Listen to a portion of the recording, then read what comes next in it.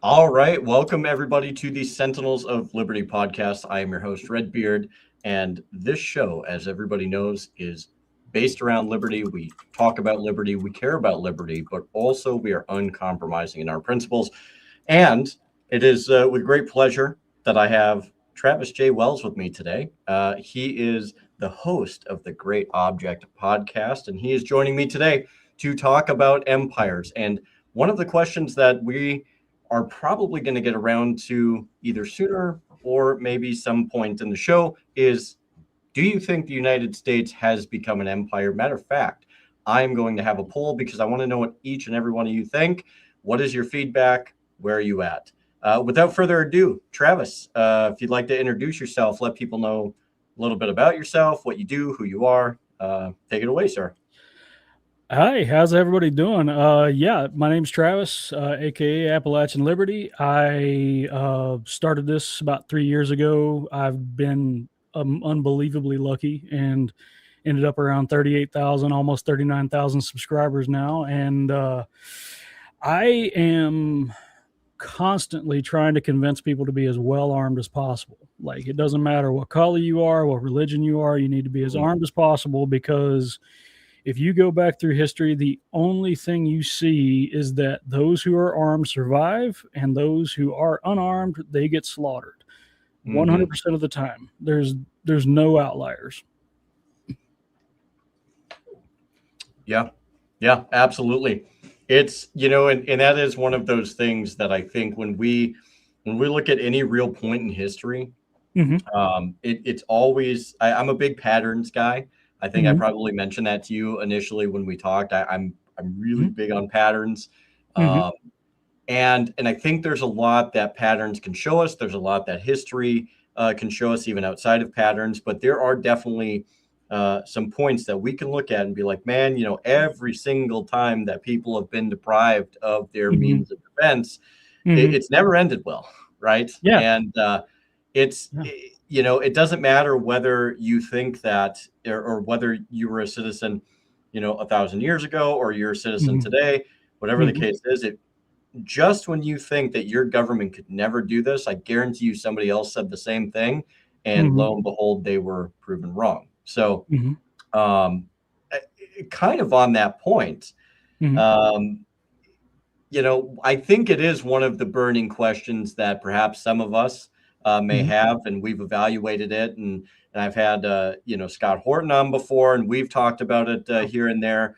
But really, there's a lot of people, I think, that have this idea, right, where the United States, the Republic, really did it died out, and a lot of people have come around to the point to where it's like, no, we are definitely an empire. We act like an empire. We talk like an empire. We do everything almost pattern wise that an empire does. But I am curious is what is your position on that? And then,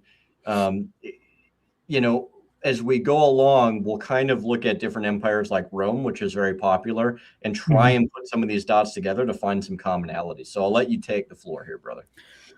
So I think a lot of the reason the American Empire eventually, because it's obvious it's an empire at this point. Look at the map of the bases we've got around the world. We're spread way more thin than the Roman Empire ever was, and they ended up falling to barbarians, right, inside their own borders, right? Well, take a look at, let's say, like how World War II went down, right? So the entire industrial economy of almost every developed nation was completely wiped out. Yeah. Except for us, except for America, because we were largely untouched here without, like, not counting Pearl Harbor. Obviously, that was devastating. Sure. But they didn't have any factories, really, very many places at all. And their infrastructure was ruined, everything. But ours wasn't. So we built an export economy, and that gave us an unbelievable amount of wealth. But in the last 80 years, you see all these other like countries, they've not only built their industrial and what's the word I'm looking for? Their economy back up, right? Sure. Yep. They have started to exceed us in certain ways, Mm-hmm. that's why a lot of people think we're on track to go to war with China eventually. The only thing keeping us from going to war with China is nuclear weapons right now. Yeah. And I'm actually kind of a fan of nuclear weapons because they're so horrifying and so devastating that nobody's willing to fire their first shot. Right. Yeah. So Well, like the ones that I don't mean to ramble too much, but yeah. the ones that were dropped on Hiroshima and Nagasaki, those were only 15 and 20 kilotons. That's a firecracker compared to what we have today. So Oh, for sure. entire cities could be erased. So it's a Mexican standoff. And I think that's where, going by human nature, that's where you're going to get your peace from, Right. Well, and it's interesting too that when you look at all of the different things that the United States has done, and you evaluate the nuclear weapons aspect of things, I don't know how much you've been following everything going on in Ukraine. I followed it pretty much since about 2014, and there's so much to sift through. But recently, I wish I could remember who it was. I don't know if it was Ushakov. It wasn't Lavrov, but it may have been Dmitry Medvedev, but somebody within the higher government echelon had mentioned, like, everybody, they kind of said something, and I'm paraphrasing. I wish I could remember the exact quote, but it was something along the lines of, everybody thinks that we have surpassed the nuclear age, and they're like, we are just starting to come upon it, because and they were saying that in relation to the fact that you're seeing things, which I think is NATO, and in some ways the EU, if not in many ways, is an extension of the American empire. And what we're seeing is extremely dangerous moves that, you're having Latvia, Lithuania, Estonia. Many of these countries are allowing Ukraine to fly through their airspace freely. And that's where that comment kind of came from, was like, look, like, if you're allowing this, and from the Russian point of view, which I think is important. I think a lot of people just allow whatever preconceptions, but from their point of view, if you're allowing these types of things to occur, then you are party to this war. And that's the way that they see it. And to be fair, like, if we were in that position, which in many ways we are with Iran right now, if you're helping Iran, you're a party to the war.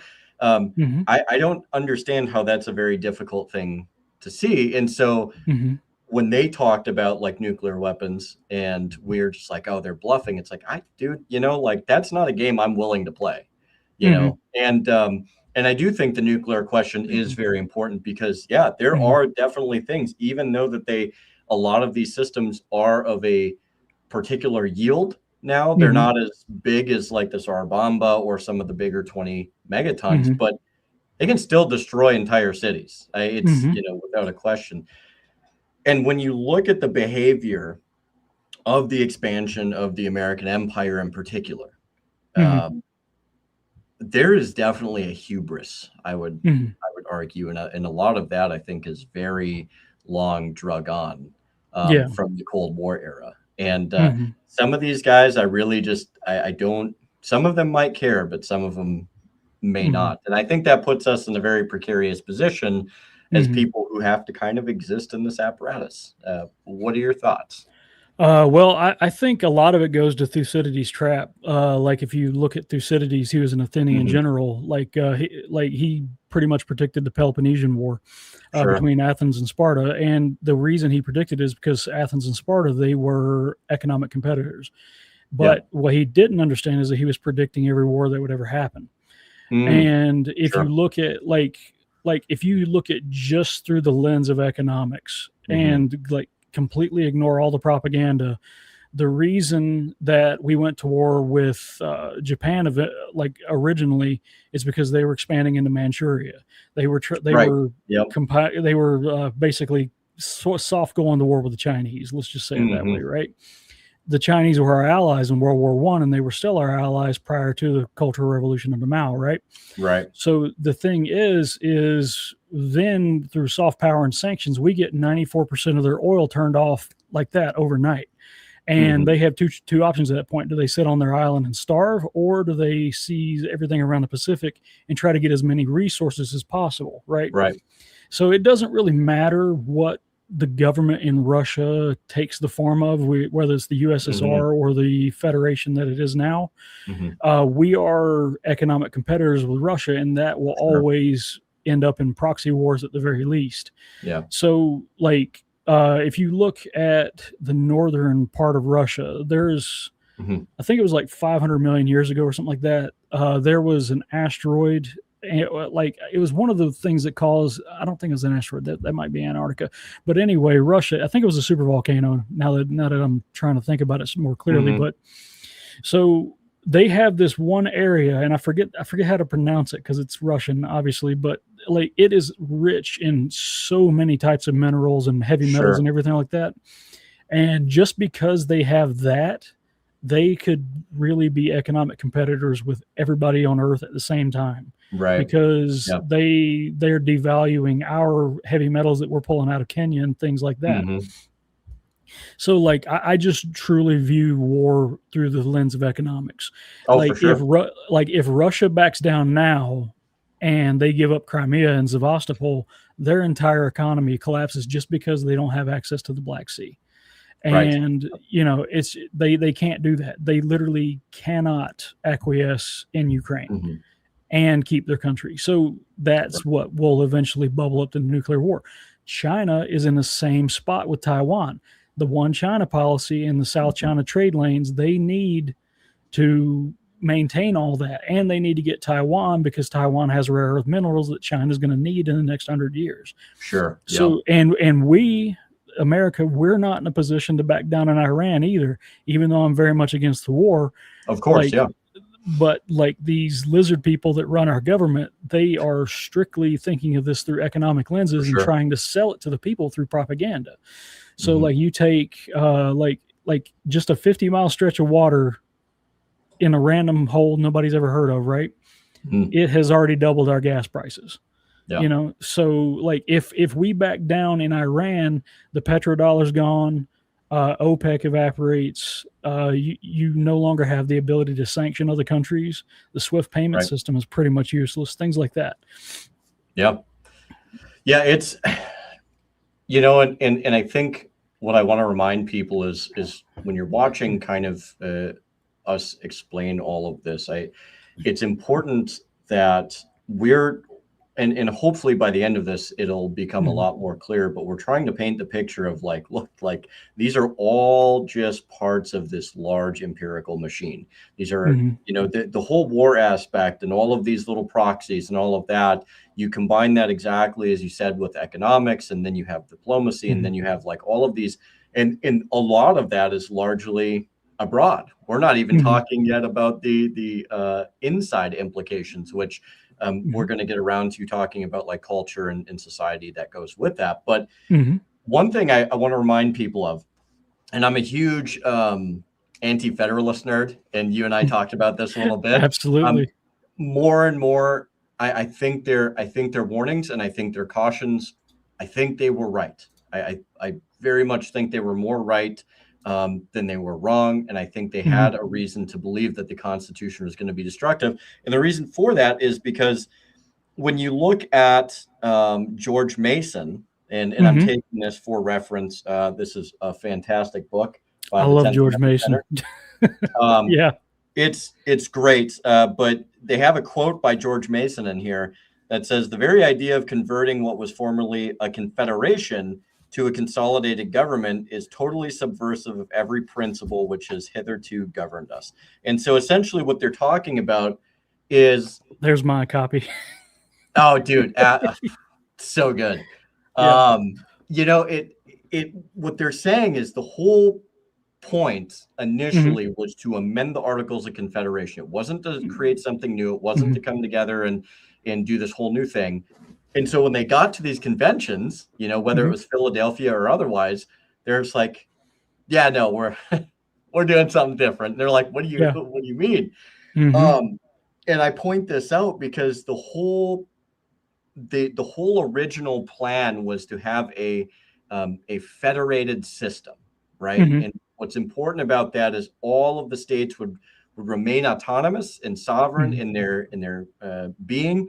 and they were able to exercise a greater amount of liberty, which thereby, you have the individual people within those states that have the Mm-hmm. ultimate amount of liberty. There was still a government, a Mm-hmm. general form of government, but it was much more limited. Uh, Mm-hmm. their fears were a national government, and there's a huge difference between a federated government and a national government. Mm-hmm.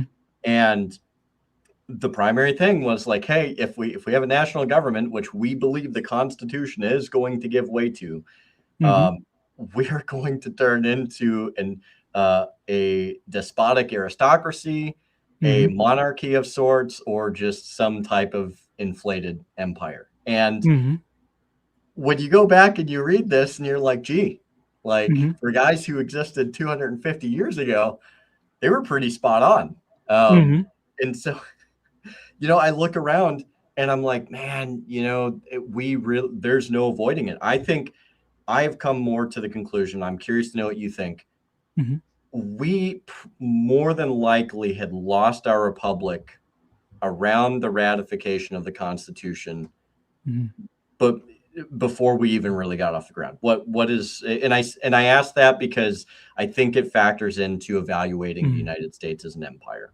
So Yeah. So my last episode with on the Great Object podcast was with Dr. Wanjiru Najoya of the Mises Institute. sure. We were talking about the lead up to the Civil War and everything like that. Like Mhm. a lot of people just completely ignore like the 1800 to 1861 era, and Right. it was a boiling like it was a slow simmer that turned into a Sure. boil. And anyway, like if you take like my hero Patrick Henry, second greatest Yeah. guy to ever live on Earth, right? Yep. Well, third. Anyway, forgot. So you got Jesus, then you got Hannibal Barca, then you got Patrick Henry. Sure. Well, okay. Good order. Good order. I had to get the order right. Well, Yeah. anyway, you like Patrick Henry. He was asked because he was the first governor of Virginia under Mhm. the new Constitution, right? Right. So he was asked to be a delegate to the Constitutional Convention. Mhm. And he made up some excuses at the time. Finances won't allow it, things like that, right? Sure. Well, later the governor comes back to him. He's like, "I know you, Patrick. You're not broke. You bought Virginia. You bought Virginia, our first warship. Like you Right. just purchased our own battleship for it, right?" So, and Patrick's like, "Yeah." So anyway, he asked him, why did he not go to the Constitutional Convention? He's like, because I smelled a rat. Yeah. Yeah. So, Doesn't get any more plain than that, does it? yeah, and of course he smelled a rat because like let's go back to the nature of constitutions, right? Like if you go to Aristotle in his seminal work Politics, right?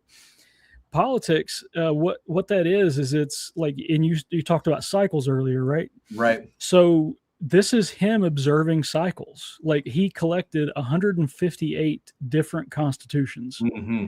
And he was going through all of them to dissect the patterns and everything like that. How states rise, how they fall, what makes a citizen a citizen. Like especially in book 5, it talks about the various types of governments and their weaknesses, right? Sure. And then along comes like a strong man, somebody who's like a demagogue, right? Mm-hmm. That was Abraham Lincoln. Abraham Lincoln was a psychotic tyrant. Like there is no other way to look at it. And I please, I invite anybody who disagrees with that statement to please go read the Emancipation Proclamation. His own words, his own law. He wrote it himself. Go read the Emancipation Proclamation. He did not actually free a single slave, not one. And to my understanding, he wasn't even in favor of it. No, he wasn't. He was a virulent racist. In fact, he was inherited 4 slaves through Mary Todd because women couldn't own property back then, and he sold them, and he just sold them because he didn't want them, but he wanted the money. You know what I mean? He could have freed them, but he didn't. But anyway, it started with like when now I consider Antietam a Confederate victory because General McClellan got his ass kicked. Like, even though they say, oh, it was a Union victory, Robert E. Lee killed like almost 20,000 men on the Union side and then just moonwalks away. That's a Yeah. victory to me. You know what I mean? Well, Antietam scared the crap out of all these people because George McClellan had him outnumbered by like 2-1. Like, General Lee is probably the second greatest military commander in human history after Hannibal Barca. But yeah, like Hannibal motherfucking Barca. I'm sorry, that's his middle name. I'll die on that hill. But yeah, but yeah, so like the empire rises when power gets consolidated, right? But there's also different types of like there's the difference between tyranny and like there's a difference between tyranny, like a tyrant or a king. A king is defended by his own people. A tyrant is defended by mercenaries. So like, or foreigners, you know. So it's all about the patterns that Aristotle's teaching us. And the thing that strikes me about Aristotle is like you go back and you're listening to what he's saying like in the book, right? He's talking about the exact same problems we're talking about right now. Like, and this was almost 3,000 years ago. So like, we're no closer to answers on any of this. You know what I mean? Yeah, no, and you know, as you were talking about Aristotle, for I don't know why, but for whatever reason, my mind was, you know, we're talking about empires, so my mind's instantly going to Rome. Isn't it interesting how one of the Federalist opposition penned their name as Caesar? I didn't know that. Yeah, and really, that's so cool. If you give me a minute, I'll see if I can't find it. But it's really interesting because there was one guy, if I remember correctly, one guy was Cicero, and then the other guy was Caesar. So you literally have the opposing views, right? And it's like it could not become any more clear than that. And so in saying that, and because I know you really, really like to go down these types of rabbit holes, especially with Rome and others, before we start to evaluate the societal and the cultural things, because I'm sure we can also do those between the United States and Rome and others. But what are some of the misunderstood things pertaining to Caesar, pertaining to Rome, that a lot of people just don't fundamentally know, or they get wrong? Because when a lot of people evaluate the Rubicon, you know, they're like, oh, Julius Caesar, you know, crossed the Rubicon. And to a lot of people who took the time to evaluate that, it was a defining moment in the downfall of the Roman Republic, where Rome, as soon as that happened, it wasn't like obviously overnight, but that was a definitive moment where the rise of that empire started to take shape. And, you know, some people didn't realize it. You know, there were people that were like, oh, Caesar, you know, like you're coming. And then before they knew it, you know, they have this massive shadow of the Roman Empire, right? Or am I getting that kind of wrong? I don't really consider it the massive shadow. I consider it like the massive glorious sunshine, honestly. Like, so like if you look back at what the people actually thought of Caesar when things were going on, like the first Roman emperor was actually Augustus, his adopted son. But Julius, he was a consul. He was elected a dictator, but he didn't give up the power. And when he crossed the Rubicon, basically, like what people don't tell you is that he was summoned by the Senate because the Senate considered him to be a threat, and they were going to probably kill him anyway. So like he was backed into a corner and being like, but the people were so sick and tired of the Senate being corrupt that they were begging for Julius to do what he did. For sure. Like we're begging now. Like we're begging now. Like we're just waiting for our Julius Caesar right now. And like a lot of these Caesars, a lot of these maligned dudes in like especially in Rome and history, Like let's take the big one, like Caligula, the one that everybody just breathes venom about and nobody ever reads about the guy. People effing loved him. Yeah. He was loved, but boy, oh boy, did the Senate hate him, and he hated them back and took every single opportunity to tell them that. For sure. Like, so to understand Caligula's life, he was raised by the successor of Augustus Caesar. Okay, so Tiberius, but Tiberius hated Rome. He hated the Senate. He hated everything, but he kind of had his own little private Epstein Island thing going on, right? For sure. He was a complete degenerate. He was an absolute psychopath. Mm-hmm. But he takes Caligula away from his father Germanicus and brings him and raises him at his Epstein Island thing, right? Sure. Caligula is unfortunately hammered into being turned into a viper, but somehow he maintains his humanity. So when he finally ends up taking the purple, becoming Caesar Caligula, you know, right? He ends up taking like he lowers taxes to an unprecedented low. Like he like cuts it to the bone. We're talking Ron Paul level tax cuts, right? Yeah. But he I think he was ruled for like 4 years, something like that. But anyway, he gets poisoned at some point, and he realizes that the Senate, they're not going to tolerate him being Caesar. So they say he went insane, but I think he went sane is the thing. He realized the nature of the game at that point. Like he would be sitting at dinner, right? And he would tell one of the senator's wives to get up and follow him in the back. He would do her and then come back to the table and be telling everybody how she performed. Like he took every single opportunity to torture the Senate because he hated the aristocracy. And you got to understand that this kid was raised on Epstein Island, basically. So he hated these lizard people, you know?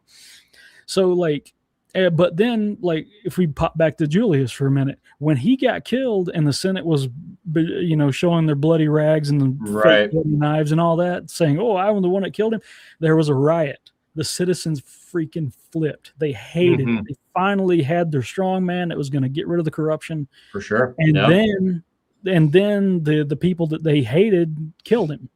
And then like it gets so extreme, the riot in Rome at that point. There was a very popular minstrel. I think his name was Cicero, right? No relation to the one that you mentioned, right? Right. Yeah. He was just a really popular musician. And they killed him because he had the same name as one of the senators. He's like, yeah, it has to be, you know. Right. So, right. Yeah. So I'm not one of those guys. Leave me alone, you know. But right. Yeah, it's I just play an instrument. Yeah. Literally. I've just played at Woodstock. Leave me the fuck alone. But yeah, like then you go to like Nero. They say Nero fiddled while Rome burned. No, Nero was 30 miles away, and the second he got the notice, he force marched his army back home 30 miles in one day. And a lot of people really like to give Nero a bad rap too. Like, oh, he was just a terrible person. It's like, no, actually, if you look into it, like he kind of did care to some degree. He kind of did care, you know, like, and just to your point, I had to put that in there because I feel like Nero, even in like the textbooks that I grew up looking at, it's like, oh, he was totally out of his mind. It's like, I don't know if I don't think that's the case. I don't think it's the case at all because like a lot of people like to oversimplify history. And the thing is like, yes, he burned Christians alive. That's not great. Okay. But at the time, Christianity was a kind of an upstart cult. Let's put it that way. Right. Even though we know it's not, you know, but like from his perspective, they were just Jews and they were constantly dealing with Jewish revolts. And if you look at like the Jewish revolt under Trajan, which was Lucwos, I think is how you pronounce his name, he was rampaging all around the Mediterranean, killing every civilian he possibly could get his hands on. Like he didn't care, man, woman, child. He was slaughtering wholesale everybody, right? Yeah. Trajan comes in, absolutely claps it, just screws him up. Yeah. Then you get Hadrian coming along, right? Hadrian tells him, okay, it's barbaric to cut part of your son's penis off. You can't do that anymore. and the Right. Jews lose it, right? So Hmm. then the Bar Kokhba rebellion comes up, and Hadrian comes in with freaking 12 legions. Like, he's just not putting up with this anymore. He Right. just lost his boyfriend. He's pissed anyway, you know. So he comes in, Right. yeah, like he, you know, like I forget his boyfriend's name, but anyway, he was Little legitimately intemperate, already, one could say. he was very upset already. And then you get the Bar Kokhba rebellion, where it's just slaughtering Roman civilians and Right. Palestinians and all that. And then he comes in with 12 legions that just absolutely kills everybody he can get his Hmm. hands on back, you know. So, and then today they still talk about, like, Hadrian, may his bones rot, but they started it. You know what I Right. mean? Yeah. Well, it's interesting too, because one thing that I've made a point of, every so often to kind of remind people is, like, perspective is a very important thing. So Mm-hmm. it's like, if you're going to dislike somebody, you better Mm-hmm. understand why they think the way they do, so you can figure out if you actually dislike this person, or Mm-hmm. if you dislike them because you're told to dislike them and it turns out that some of the things you Mm-hmm. think are just not true, or it's like a half truth, right? And I think, especially today, there's such a herd mentality amongst, and I sorry boomers, sorry, but you're very easy. Um, I don't mean to throw you under the bus, but the bus kind of came by and just dragged you under anyways. Mm-hmm. But there, it's not just them. There's a demographic of individuals that really, like, they see whatever they see on mainstream news, or Mm-hmm. still, like, let's not discount it. There are podcasts that very much are tilted towards how they feel, so that's the only thing they ascribe to, or the government in general. Mm-hmm. And so it's like, when they're told, like, hey, the hot thing today is Mm-hmm. you got to hate Russians. And there's no Yeah. context here, but you have to hate them. And it's Mm-hmm. like, oh, okay. Well, why do we hate them? Well, because they're bad. And so this is why. And they Mm-hmm. invaded this. It's like, okay, but you're missing, like, over a decade, maybe close Right. to 2 decades worth of context, right? It's Yeah. like, Yeah. Yeah. in perspective. And it's like, maybe, it's kind of what Scott Horton has pointed out, which is, maybe we did stuff to provoke certain things, Yeah. and it's not Scott. just that, but that's a very contemporary thing. It's the same thing with the Mm-hmm. Iranians. You don't have Mm-hmm. to agree with either the Iranians or the Mm-hmm. Russians, but you Mm-hmm. also have to understand that, in many ways, like, we should not be surprised when they look at us, or they look at, Western Europe, and they're like, hey man, um, this this isn't kosher, Mm-hmm. and you can't be doing this, because this is how Mm-hmm. we see it. It's no different than back then in the Roman Mm-hmm. Empire, to where it's just like, okay, look, like, you may not agree with why Hadrian did certain things, but if you Mm-hmm. understand the perspective of why he did it, it Mm-hmm. does at least help you understand, one, how you could potentially prevent such a thing in the future, but Mm-hmm. also how to identify potential issues down the road that'll create something like Mm-hmm. Hadrian. So there's, and I know that's complicated for a lot of people, and I know we're talking Mm-hmm. about empires, but that is part of that societal Mm-hmm. and that cultural aspect, to where you do have a society that is just Mm-hmm. warped around the idea that, no, you can't have perspective. If you have Mm-hmm. perspective, then Mm-hmm. you're immediately just siding with the other team, and how Mm-hmm. dare you. And I do think that's a way that any empire does have, like, a form of soft control over the population. Mm-hmm. Yeah. Yeah. It's definitely. Mm, I kind of want to say, like, I think, like, as far as the rise and fall of empires, like, I almost feel like, I know Yeah. everybody thinks it was Commodus, but I kind of feel like it was Hadrian that started the downfall of the Roman Empire, Hmm. and but he's regarded as one of the greatest emperors. But the Hmm. thing is, like, if you take what he did, he drew very clear lines where the Roman Empire was. If you Sure. crossed the walls that he built, you died. Like, that Right. was all there was to it. But prior to him, there weren't any walls. It was just an Mhm. ever expanding empire, right? Sure. But the thing is Hadrian understood that they were growing already stretched too thin, you know? Right. And it was just like, so like you can still find his walls everywhere, like the famous one in England, but there's also Hmm. ones in Egypt. There's ones in Israel still, for Palestine, like, Hadrian called it. But yeah, it's just I don't know. But like Scott Horton's the goat. Like Oh, for sure. nobody's Yeah. like almost nobody's willing to debate him because they know he's right and they can't Right. handle it. Like Yeah. Austin Peterson would never agree to debate Scott Horton. Hmm.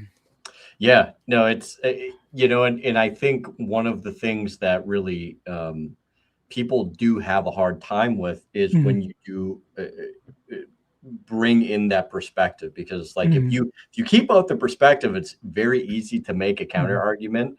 But mhm, it's like, okay, but you're also leaving out a bunch of information that mhm. now becomes inconvenient to you. And Yeah. you know so some going off of like perspective, connecting the dots Mhm, socially, are mhm, there, in your mind, are mhm, there clear definitive um patterns between the mhm, society, and not just Rome, but just other empires, and mhm, kind of how the society in the United States is going, that should be an indicator of like, okay, look, we clearly are moving in this direction, mhm, and this is also an indicator of we're in an empire. This is how mhm, people think. This is how they act. This is the mhm, expectations within society. mhm. Yeah, I think a lot of it is. The issue is, I think that we're kind of to a point, like we're on the verge of a civil war here in our own Hmm. thing because you got states competing with each other like in the last civil war. Sure. But we're also at the same time trying to maintain a global empire. So we're gonna eventually have to pick one, and I Right. think I think because like everybody who's ever lived thinks that they are the good guy, right? Of Like course. Yeah. Vladimir Putin, he Yeah. thinks he's the good guy. Hmm. Donald Trump thinks he's the good guy. The Right. issue is like the way we figure out who the good guy is because like these they eventually go to war and whoever wins that war gets to record their propaganda as history, you That's know? right. Yep. So the reason we have a negative remembrance of Caligula is because he was killed and then he finally pissed off the Praetorian Guard. That's Hmm. that's why he was killed. But the issue is he died, and then the senators that hated him got to record the history. Mm, So yeah, like if you go to Vietnam, we were told to hate the Vietnamese, we were told to right. hate the Viet Cong, right? But they didn't even know why we had attacked them at that point because the Gulf of Tonkin that had never actually happened. Like Right. one of the attacks never happened, and one of the attacks was way exaggerated, right? Yeah. Yep. So a lot of that was about the South China Sea lanes, but they needed to Mhm. sell it as propaganda. Oh, we're fighting communism. Oh, whatever, right? Well, during the Tet Offensive, a lot of what they did during that is they had a ceasefire going up till that, and Mhm. then the ceasefire ended at their lunar festival of Tet. So the Tet Yep. Offensive, they go in and killed as many collaborators as they possibly could, and that completely undermined the U.S. ability to create like puppet state there Sure. you know Yep. so a lot of the like Vietnam was a proxy war, like For sure. that's and so was Korea. Mhm. It's just I don't know, man.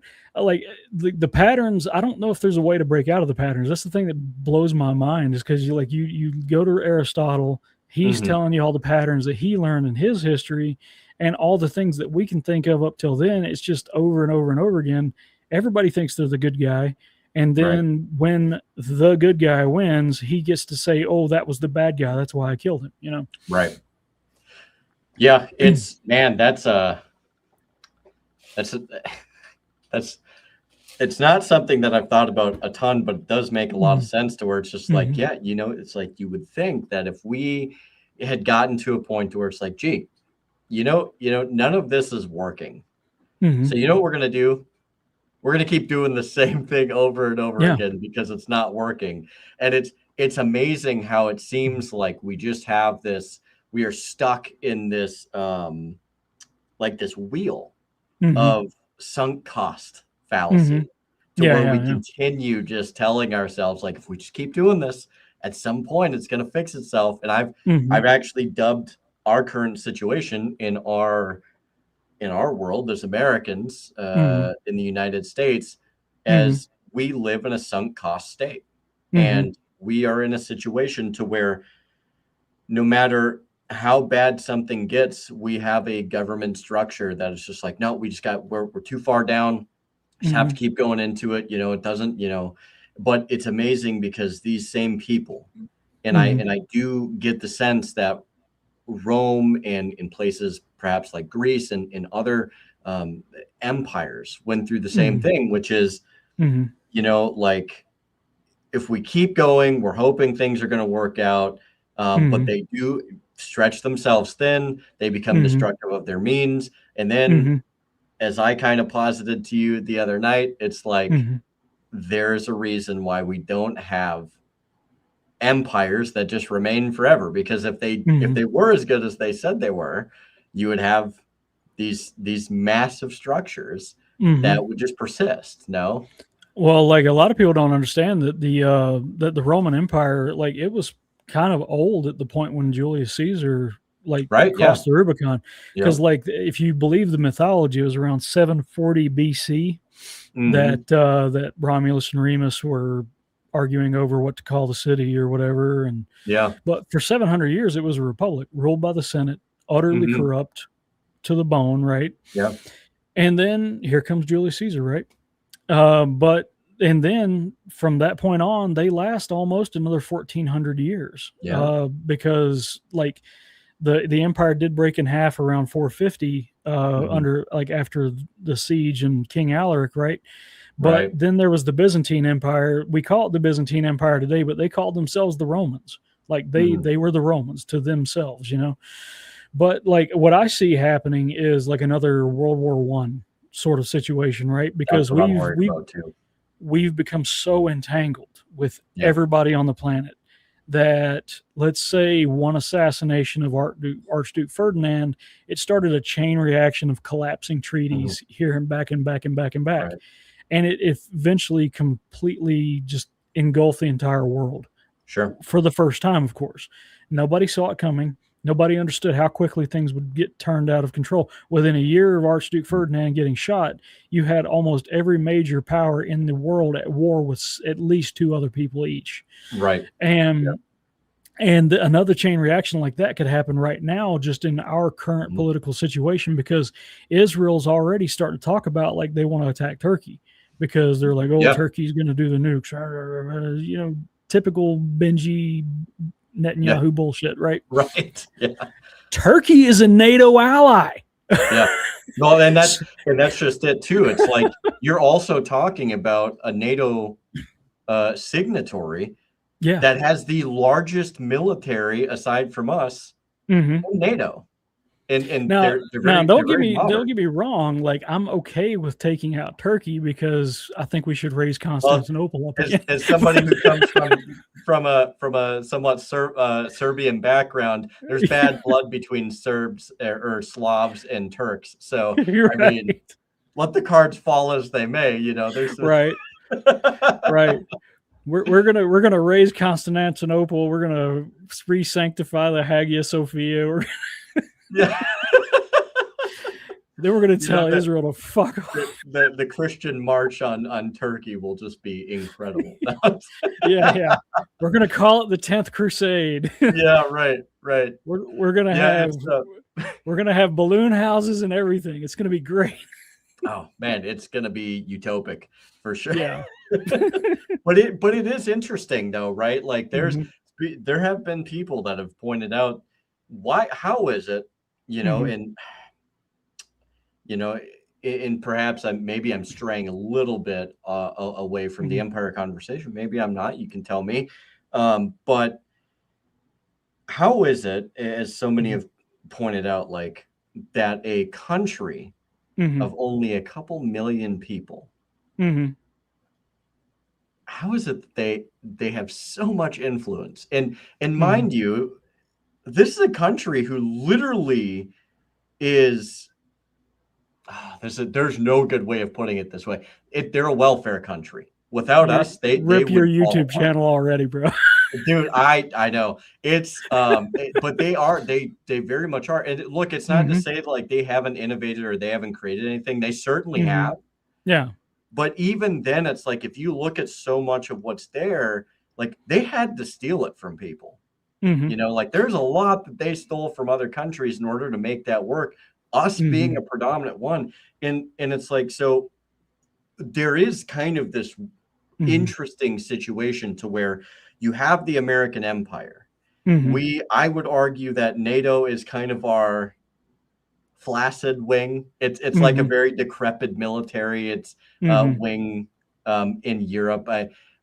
Depending on who you listen to, you have Hmm. people that are far more expert in that than me, but they're just like, Hmm. yeah, NATO couldn't muster a real war against like Russia or whoever because they have no capacity to do it. Um, Hmm. that's not my zone. I follow people that know that more, but it Hmm. is interesting how you have that. You have the EU, which very much does. If we tell them to do something, Hmm. they will pretty much do it. So we have a Hmm. lot of power, right? Like we have Hmm. a lot of influence around the world, but it's Well, like for we pay some reason, 80% of the bills. They don't exist without us. You know what I right? And mean? Yeah. but then it's like you get to one thing, and there's that sticking point Hmm. where it's like every single time we end up in a situation to where, Hmm. oh, well, Netanyahu visited the White House and now tomorrow we're in a brand new war. Like, Hmm. I mean, so that begs the question, and I Hmm. think it's worth asking. So who's running the empire then? Because in my mind, it Honestly, sure as hell doesn't seem like it's Trump. I think the most balanced answer I can give you is Yeah. going back to everybody thinks they're the good guy. So Yeah. Yeah. 100%. Of course, Benji Netanyahu thinks he's the good guy, even though he's obviously a He leads the genocidal most piece of moral crap. army in the world. Don't you know that? Oh yeah, yeah, yeah.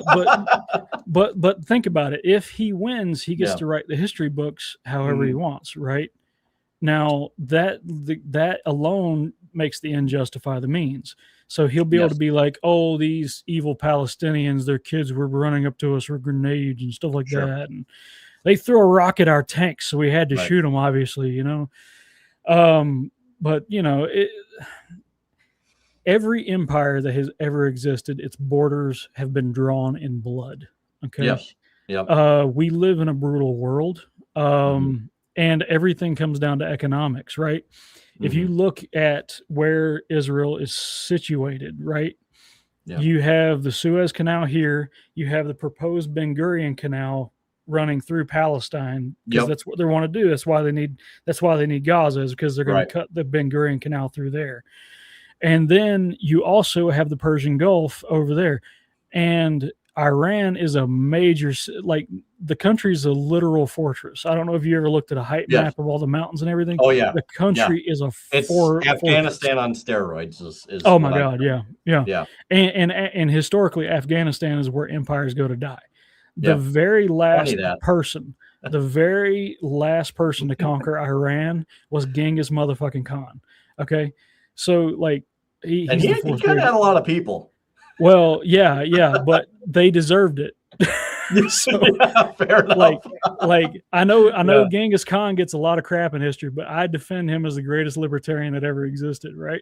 So now he was trying to open up trade routes and everything. He Yeah. sent he sent this big caravan of furs and silks and gold Mhm. and all kinds of treasures to what was then called the Quasmarian. I forget how to pronounce that word, but anyway, Mhm. it was Iran, right? Well, anyway, he sent that to them and being like, "Hey, let's be friends. Let's trade. Yeah. Let's have a good time. You can even send your imams over to my people, and that you can teach them Islam. You can teach Mhm. them."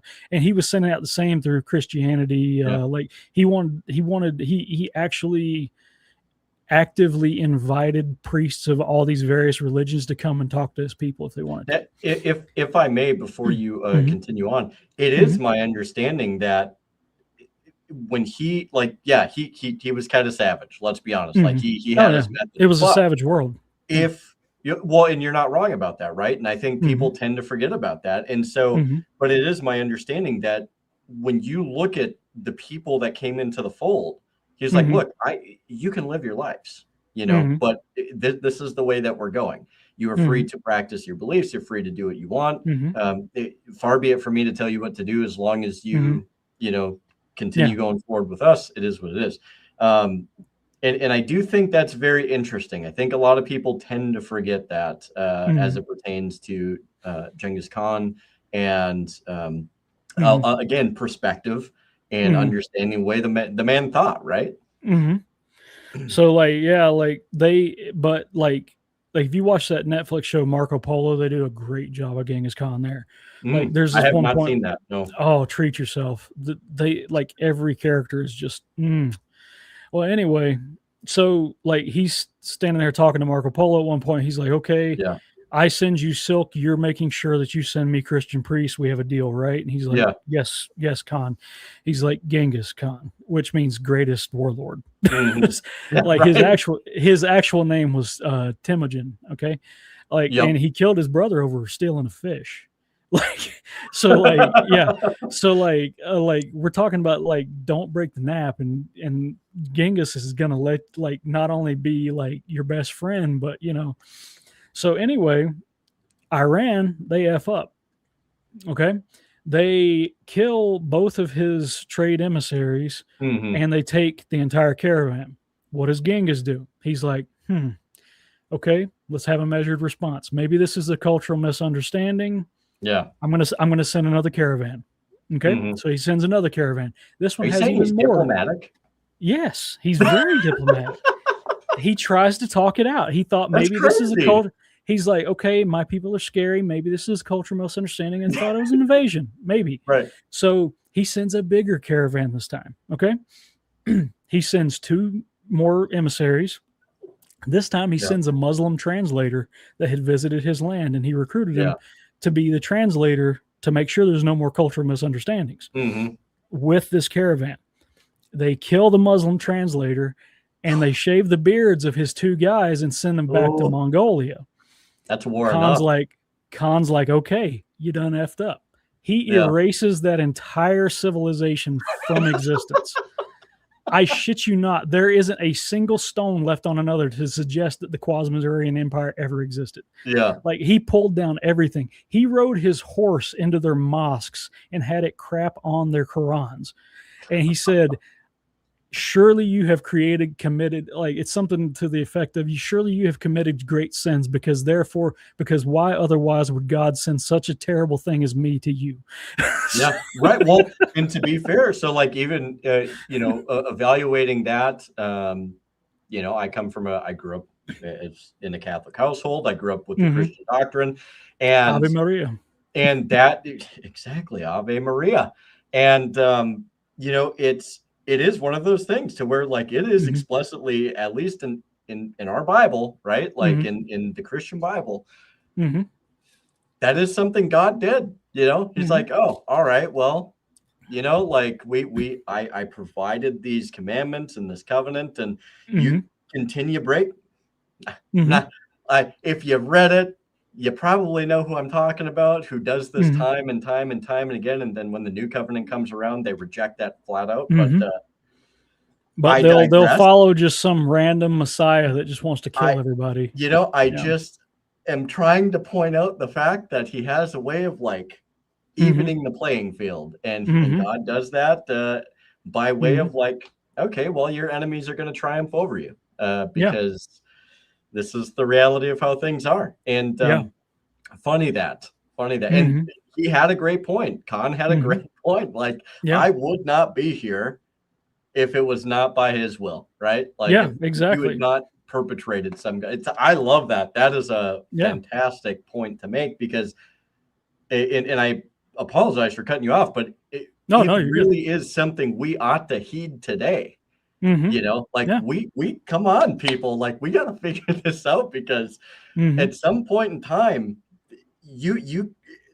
we have this idea, this hubris Mm-hmm. that the American empire can never be Mm-hmm. overcome, and Mm-hmm. every empire in history has said that, and then we don't have to worry about the American empire anymore. That's all I'm saying. Like, it's Do you know who but Ozymandias was? I'm familiar, but I don't know a Okay. lot. Okay, so this was a world-spanning empire in his day. Hmm. I am Ozymandias, the king of kings. I see all and I rule all. Mm, Nobody remembers his empire's name today. no. Nobody. Like, so like this is thousands of years ago, obviously, but like we're Hmm. talking about an empire that he thought was the end all be all, and it Right. collapsed. The same with Rome. Rome, like it's you can't pin down something as large as the Roman Empire to one single cause. But Right. like I Yeah. think a lot of it's going to go to Sodom and Gomorrah. Like God wouldn't Hmm. destroy even Sodom and Gomorrah as long as He found 5 good souls in it. Right? He For found sure. Yeah. 4. He found 4, and He let the 4 get out. You know, Hmm. and hellfire and brimstone came down on them. You know what I mean? And Yeah. there's obviously more than 5 good souls here in the United States. Is why He hasn't Of destroyed it course. yet.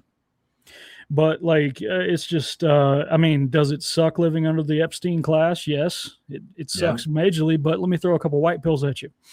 So Mm. the birth rates, if you look at it, the birth rates, once the boomer class passes on eventually, I'm sure they'll be voting for the next 200 years. That's just how elections work. But Yeah. like the birth rates alone, Gen Z is like after the boomers, Gen Z is the largest group of Right. people, and Gen Z is based as fuck. Like Yeah. these Yep. these kids are gonna change the world, and I am here for it. Yeah.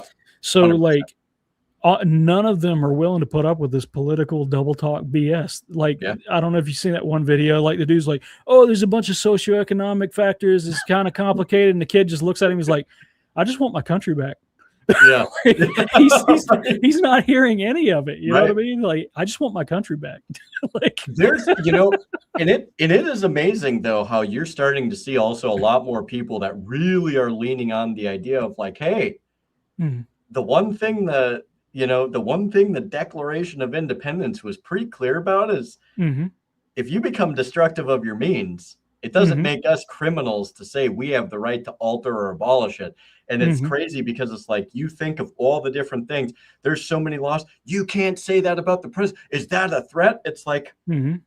well, my dude, I Yeah, didn't write it. The founders yeah, of this country, of yeah, which you govern, did. mm-hmm, So if we're going by anything that they're going by, which mm-hmm, they were led very much by the first law of nature and natural rights, I mm-hmm. would argue that there's a pretty strong impetus that, yeah, we have the right to say no to you, to Well, take arms against you, and whatever. And I'm not saying that that is like I don't want mm-hmm, to see that. mm-hmm, And because I don't think people understand the scope of what that would look like. It'd be great and terrible, but mm-hmm, in the end of the day, like there are more people that are like really softening to that idea.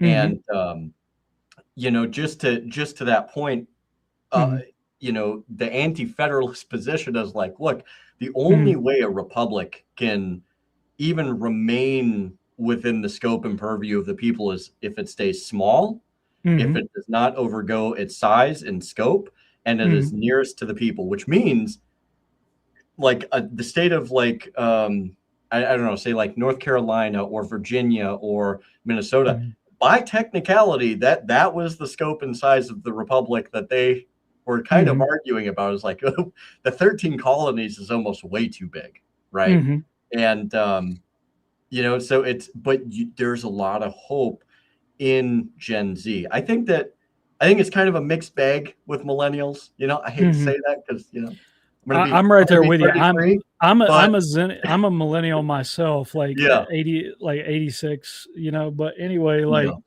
millennials, 90% of them are retarded. Like, yeah. Well, yeah, yeah, yeah. yeah, And the system did a number. But like I kid you not, like a dude I went to high school with 20 years ago, he's still working at the same food city. Like he doesn't want anything in life. He just yeah, and I'm just like, man, come on, dude. Like it's well, been and 20 something right. years. Well, and it's the thing is, it's just like, dude, like I actually want to see you like kind of do well in life. Like come on, Yeah, like yeah. do. It's like that meme with the person with the stick. It's like, come on, do the thing. It's like Yeah, at yeah. least try something. And Mm-hmm. but it's no, that is an issue with millennials, and not that I think it's a part of a whole, but Mm-hmm. the millennials also very much like that was when the pharmaceutical industry really started just throwing pills at our category. Mm-hmm. I was born in '93, so I was like in Mm-hmm. the tail end of the millennials. But Mm-hmm. dude, like they're like, oh, your kid is like too hyperactive in school, Mm-hmm. so here's a pill for that. Mm-hmm. And in my Exactly. graduating class, and because of the two school I went to two different schools, but in both graduating classes there were several kids that were on those medications, and I'm here to tell you they didn't graduate. Yeah. Yeah. It's and, it's and I and I tragic. mean that I mean that in the darkest way, because unfortunately that was the result, Mm. um, Damn. which is very sad. Mm-hmm. And I there's a number of times where it's like I even think to myself, it's like how the hell did I even get how did I even make it through? Much less Yeah. the ability to just sit, turn around and like question anything, right? Mm-hmm. And and I do think that is something like culturally and societally that we have to ask ourselves, especially Mm-hmm. as we exist in this massive apparatus, as Michael Mm-hmm. Bolton calls it, the largest government ever known to mankind. Mm-hmm. Uh, Yeah. I'm rambling now, but No, no, you're good. Yeah, I mean, like, honestly, the only way to really come to sense with it and even Mhm. scratch the surface of the problem we're facing Yeah, is to kind of ramble, because like if you can't pinpoint it down to a single cause. right. That's the issue, right? So like You think it's you fairly asked. reductionist if people try to do that? I'm sorry.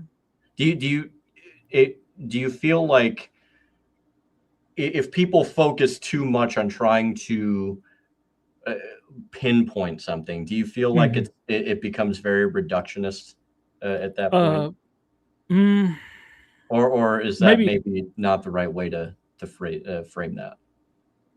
maybe, but like I feel like there's just an unbelievable amount of moving parts. But like Hmm. back to I your agree. point on how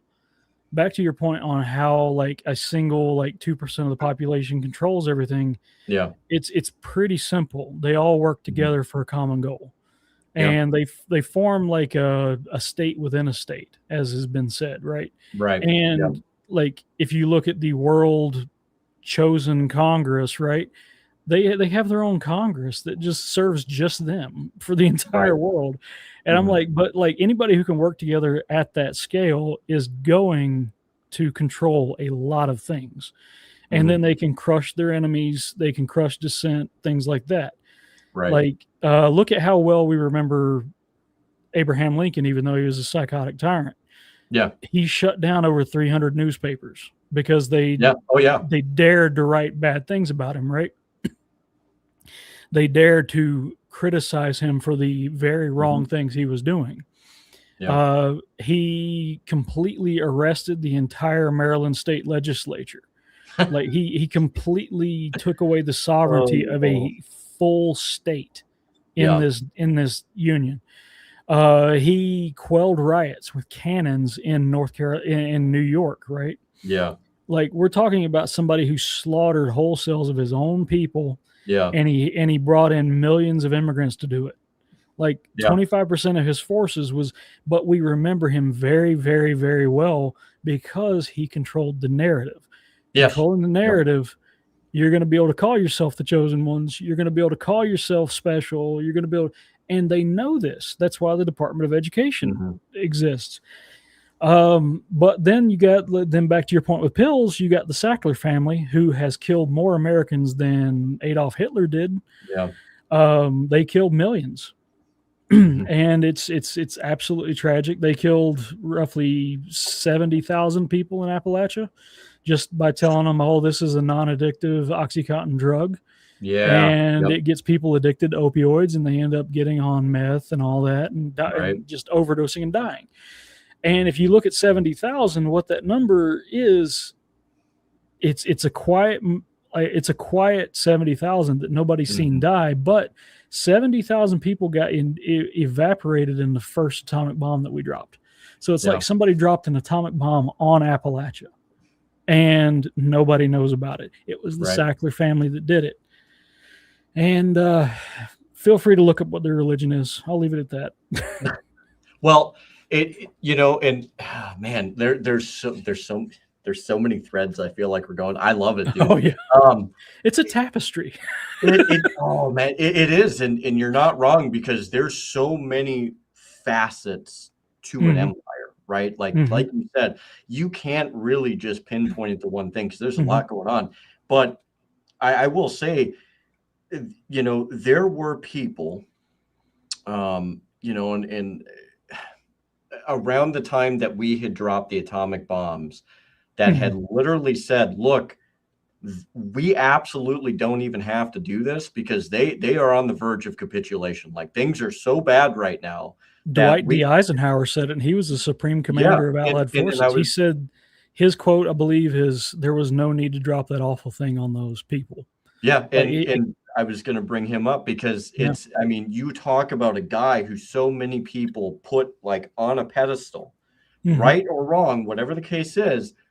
He was an outspoken proponent about that, and it's because they fundamentally understood that the Japanese at the time had endured so much. They had gone through just like a horrendous Pacific campaign.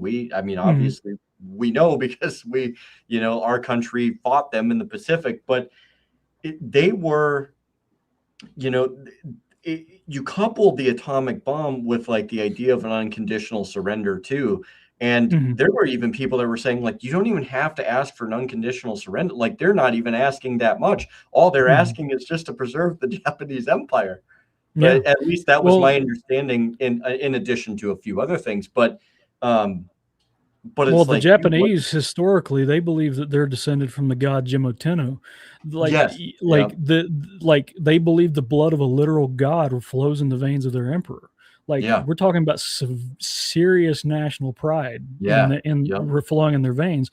And if it wasn't for our meddling and just getting involved in the whole Japanese versus China thing, like, we wouldn't even have had to go to war with them, period. We could have just left them the fuck alone, But leaving people alone is not what the American empire does. It's not what any empire does. Like, I mean, the chosen ones want to get pissed off at Hadrian for kicking their ass, but the thing is, the thing, like, they're sore losers. I get it, but the thing is if you look back, Rome kicked everybody's ass. That's just what they did. That was their entire ethos. Like, they kicked my ancestors' ass, and I'm Germanic as shit, and I still respect Rome, because, like, granted, we did do good in Teutoburg Forest. Like, we wiped out 3 Roman legions, but. Well, that's like the Mongols, it's like, you look at the Mongols, and I'm not even saying this to paint the Mongols in a bad light. Like, you look at how much area that they took, and to a degree, like, to many degrees, like, how efficiently they did it too. It was like, holy crap. And to go through places like China, almost the entirety of Russia, into the Balkan states, all the way, like, so far, and they encroached on other great empires. And it's like, man, like, that is, and eventually, yes, like, you would start to see some of the Slavic countries that would, start to fight back. You would see the Turks, you would see some of these other peoples. But it is interesting to see, like, how that does occur, and how perspective does have a tendency to show you a little bit more than what you're, essentially, than what you're told. But it's like, even with the Romans, I mean, you had the Germanic tribes that, they gave them hell. Like, maybe they may not have been entirely victorious, but they inflicted a serious cost. Well, that's how Julius got his claim to fame. Don't you love when you get tongue tied when you try to say some of these old names? Isn't it great? Yeah, it's great. I want to change my name to something somebody has to be like. It's regal as fuck, isn't it? Well, anyway, so, like, Julius Caesar, he was the hero of Gaul. Like, he actually went into Gaul and just wiped them, like, got complete subjugation, But then you got Augustus, like his successor, Augustus, like lost 3 Roman legions, and he Right. goes into straight depression over it. Like for 3 months, he wouldn't even bathe. He was Oh, like, God. he's like, Quintilius Varus, give me back my legions. He's Can you pounding his head imagine on being the a castle servant in that walls, house too? Yeah. Oh man. But yeah, I mean, we're talking Rome at the height of their power lose like 3 legions, which is Yeah. over 20,000 people. Yeah. Like, because you don't just have the 5,000 per legion, you got all their Oh, for auxiliaries, sure. Yep. you got their engineers, you got all their supporting. Because like a lot of people don't understand that the reason the Roman military was so efficient is because of their engineers. Oh, Their 100%. engineers Yeah. were just building shit Yeah. constantly, right?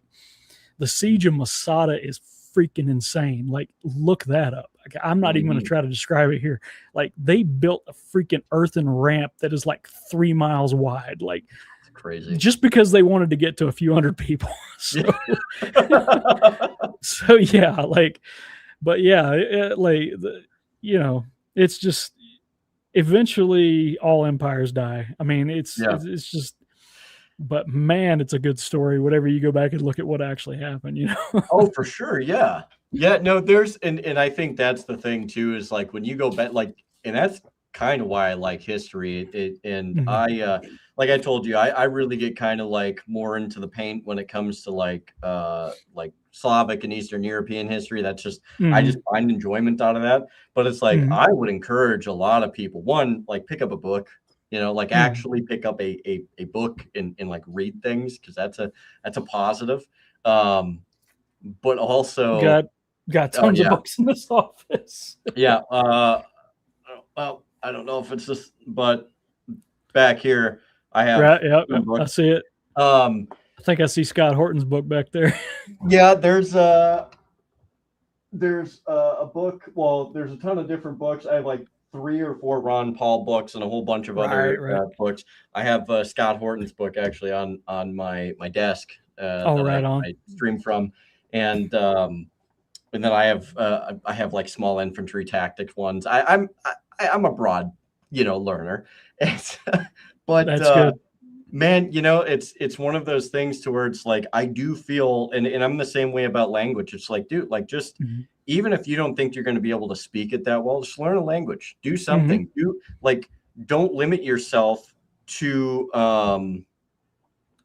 just to one perspective. It's okay to go and learn about communism and why it's not good, Mhm. or whatever the case is. Like Mhm.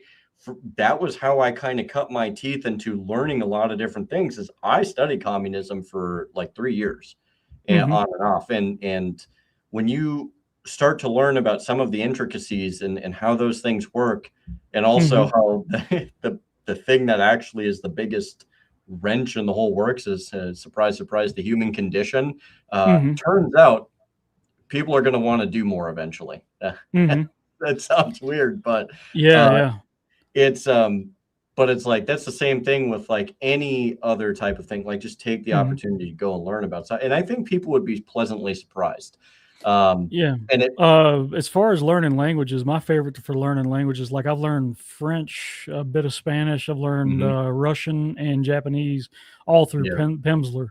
So like mhm, Pimsleur, it's like $20 a month, okay, and it's an app on your phone, right? And you do yeah, 30 minutes a day, not a minute more, just 30 yeah, minutes a day, and it's going to brainwash you slowly into speaking and thinking in these other languages.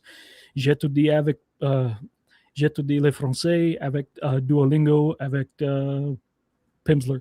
So, like, I have studied mm, French with Pimsleur and Duolingo, right?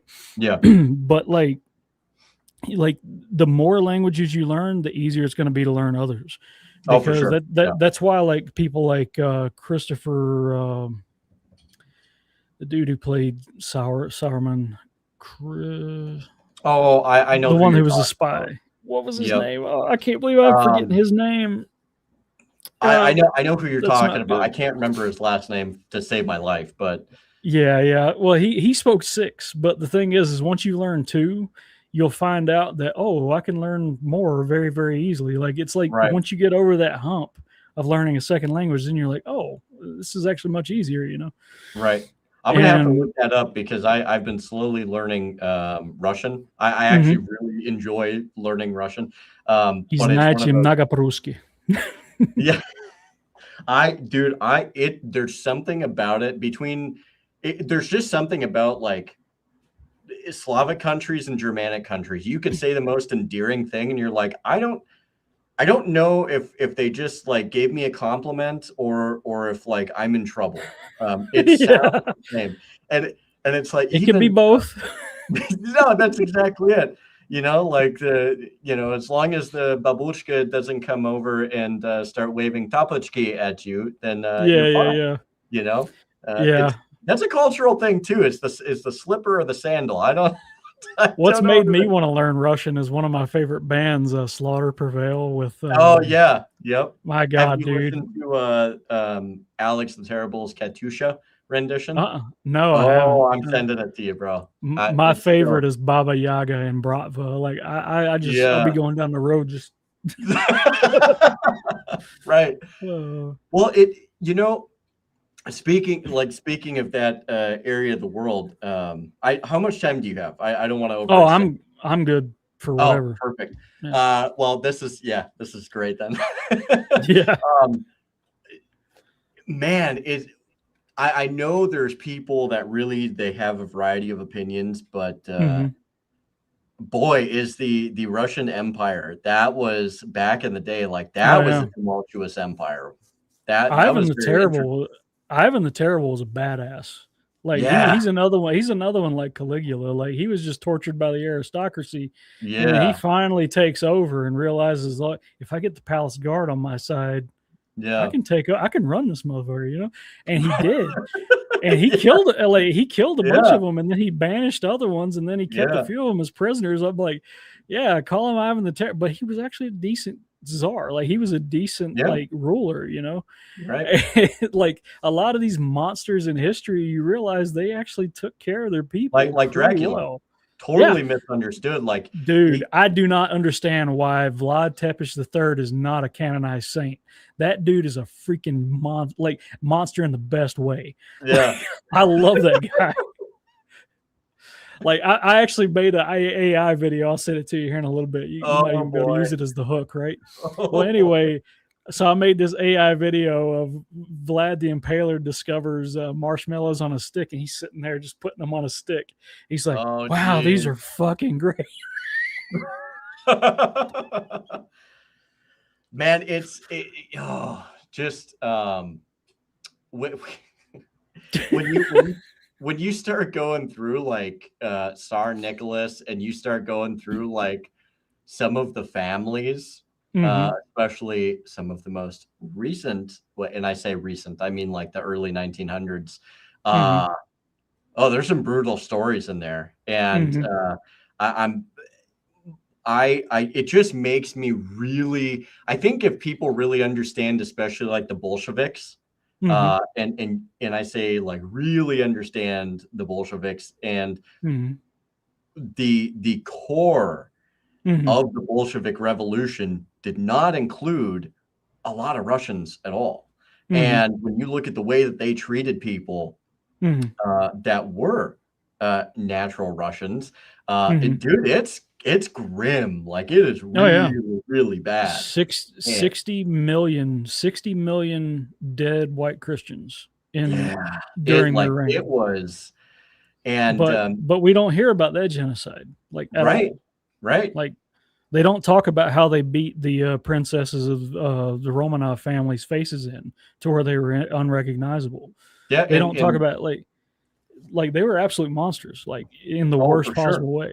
Yeah, I think and I understand like people didn't like the Romanovs, but there are certain things that occur to people that I think is very safe to say Mm-hmm. there's I don't know, maybe this is just me. There's kind of clear lines where it's like, all right, dude, like that is a Mm-hmm. whole new level of like I may not like these people, but there's just Mm-hmm. certain things that it's like it's Well, like like a lot do of them them in were and be like, done with them or just mhm, whatever. Like you don't have yeah. to. I don't know. That's just me. Like there's Well, just a like certain level of brutality that's just hard for yeah. me to fathom. Yeah, like if you take like Tsar Nicholas the Third, is that the Yeah. one? Okay, yeah, yeah. So Yeah, I'm pretty so sure that's the his one. yeah, his father never taught him anything. He completely ignored him most of his life. Never taught him how to rule. Hmm. Nothing. Complete. Right. So and then you put somebody who doesn't know how to do anything in charge of one of the most powerful empires in the world. Of course it's going to freaking collapse. Yeah. Like I mean, like the dude was Who dealt would a have thought? shit hand, and all Yeah. he was trying to do was keep law and order. That's what Bloody Right. Sunday was about. It was a freaking riot, and they were killing people. And he Yeah. tells the army to just get rid of the rioters. Yeah. And and everybody's like, "Oh, Bloody Sunday, Bloody Sunday." Yeah, well, why did Bloody Sunday happen? Tell me that. Yeah. Right. They'll tell you what happened to them, but not why what happened to them happened to them. Oh, for sure. Yeah. It, But it, it's all about then how you back to frame like history, as you've mentioned. yeah, like back to the French Revolution though, Louis the 16th, right? Oh, yeah. Like his last words when he was about to get his head cut off was begging God to forgive his people's sins because they didn't know what they were doing. Like he was a good That's a very king. consequential Yeah. revolution, by the way. And due to the and you're Catholic, so Yeah. due to the chain of apostolic succession, he had the Hmm. right to ask God to forgive the sins of his Yeah. people for that. Hmm. And and the thing is like, he was dealt a shit hand. Yeah. And the middle class was collapsing due to like just the economic strains of the times and everything like that. But like, just imagine like the humility it takes. These people are going to cut my head off, but I'm going to Yeah. ask that their sins are forgiven before I die. Right. And to this day, like one of and I'm using pretender in the uh, very medieval sense. There's a Sure. pretender that is there's a pretender. He's Louis the 21st. Hmm. He's trying to reclaim the monarchy in France right now, and Really? this is the great Huh. great great grandson of Louis the 16th. So like I genuinely hope it works out for him because Yeah. like France, if you look at France, they were the unrivaled masters for over 1,000 years. For Like I sure. know everybody makes fun of them for like capitulating in World War II, but the thing is, like prior to the monarchy collapsing, Yeah. they ruled everything around them. Hmm. Everybody was afraid of France. Do Right. not f with them. You know what I mean? And like, yeah, it's but like they had the strongest military record for over 1,000 years. Yeah. But it's just what it Well, is. and so here's another thing that I think is societally and culturally Mhm. to examine about like empires. And I would even say not even just specifically to empires, but even like the interim periods, so like if Mhm. you have a revolution and that Mhm. revolution has that interim period, that in my mind, that is Mhm. really the only time that anarchy persists. But that's also a whole other conversation. I have my Yeah. opinions about that, but um, it is interesting how it seems like so many of these revolutions, whether they're like Bolshevik or whether they're whatever, like Mhm. there is just it seems, or like even the French, there just seems to be just like an overwhelming den of just debauchery and degeneracy and like, oh, it's liberation. It's all of these Mhm. things are always under the guise of liberation. It's like, oh, we're Mhm. liberating our Mhm. our society or our culture. And it's like, no, like, dude, like there's and look, I get like I don't want to paint this the wrong way. I get like the libertarian point of view towards like, well, it's your life. It is your life. Like you Mhm. you have the right to do what you want. But Yeah. at the same time, you also have to understand that society as a whole may not fully accept the way that you do things, and you have to be prepared for that. But when you have a society that Mhm. embraces debauchery, degeneracy, just absolute detritus to Mhm. flourish and prosper in that particular realm, you do start to see the degradation of practically every other facet in Yeah. society. And then people are like, oh, I don't understand why there's so much crime, why there's, all of these different Mhm. areas, why, um, the decomposition is occurring the way that it is. Like, well, I, Mhm. I mean, I do feel like that's something that is in a way very prevalent, whether it is in a interim phase, or you have kind of the dying phase of an empire. I just feel like that's really escalated to a degree Hmm. that I think we haven't even begun to see, I think, some of the worst stuff imaginable. And Hmm. that is something that does kind of terrify me a little bit, because Yeah. people think it's bad now. Oh yeah, yeah. Like people like I that's the mean, that's the real problem with humans is we're not born like other animals knowing everything we need to know. Like yeah, we have to educate each other, and whoever right, controls the education gets to choose what everybody yeah, believes for the next 100 years or whatever, right? right, But like let's just say that the supply chain stop right now. Like yeah, everybody just lived through COVID. Everybody listen to this right now. You lived through COVID. You've seen mhm, what happened. You've seen every food shelf go bare within just like within hours. Okay. yeah, So like hoarding behavior kicks in. What were people doing to each other over toilet paper? Okay. yeah, What do you think's going to happen when the last bottle of Neosporin goes out, right? Like like a tube of Neosporin is going to be worth 10 times its weight in gold right, if the supply chain stopped. That's why I'm always kind of like I know I'm like a kind of the base 2A guy, right? But like I feel like mhm, 90% of the time what I'm talking about is like you guys do not want this system to fall apart. We need to right, figure something else out. I get it that it sucks. The Epstein class, mhm, like we absolutely have to destroy them, but we have to destroy them in a different way. yeah, We're going to have to destroy them through demographics, through birth rates, get out right, there and have babies. Because if we go the shooting route, we're screwed. yeah, Even the most well prepared people like me, like I literally have like 500 more rounds of green tips coming to me. yeah, Like I'm very well prepared, but I mhm. am not prepared enough to handle 90 million panicking and starving people pouring out of the cities. Oh, for Nobody sure, is. yeah, And when the supply chain stop, we're talking at least 200 million are going to die within the first 3 months, just yeah, from mhm, violence and hoarding behavior and just competing over whatever resources happen. So right, we cannot go that route. Like it's mhm, just not good. yeah, Um, like read the Bible. Like what was it like?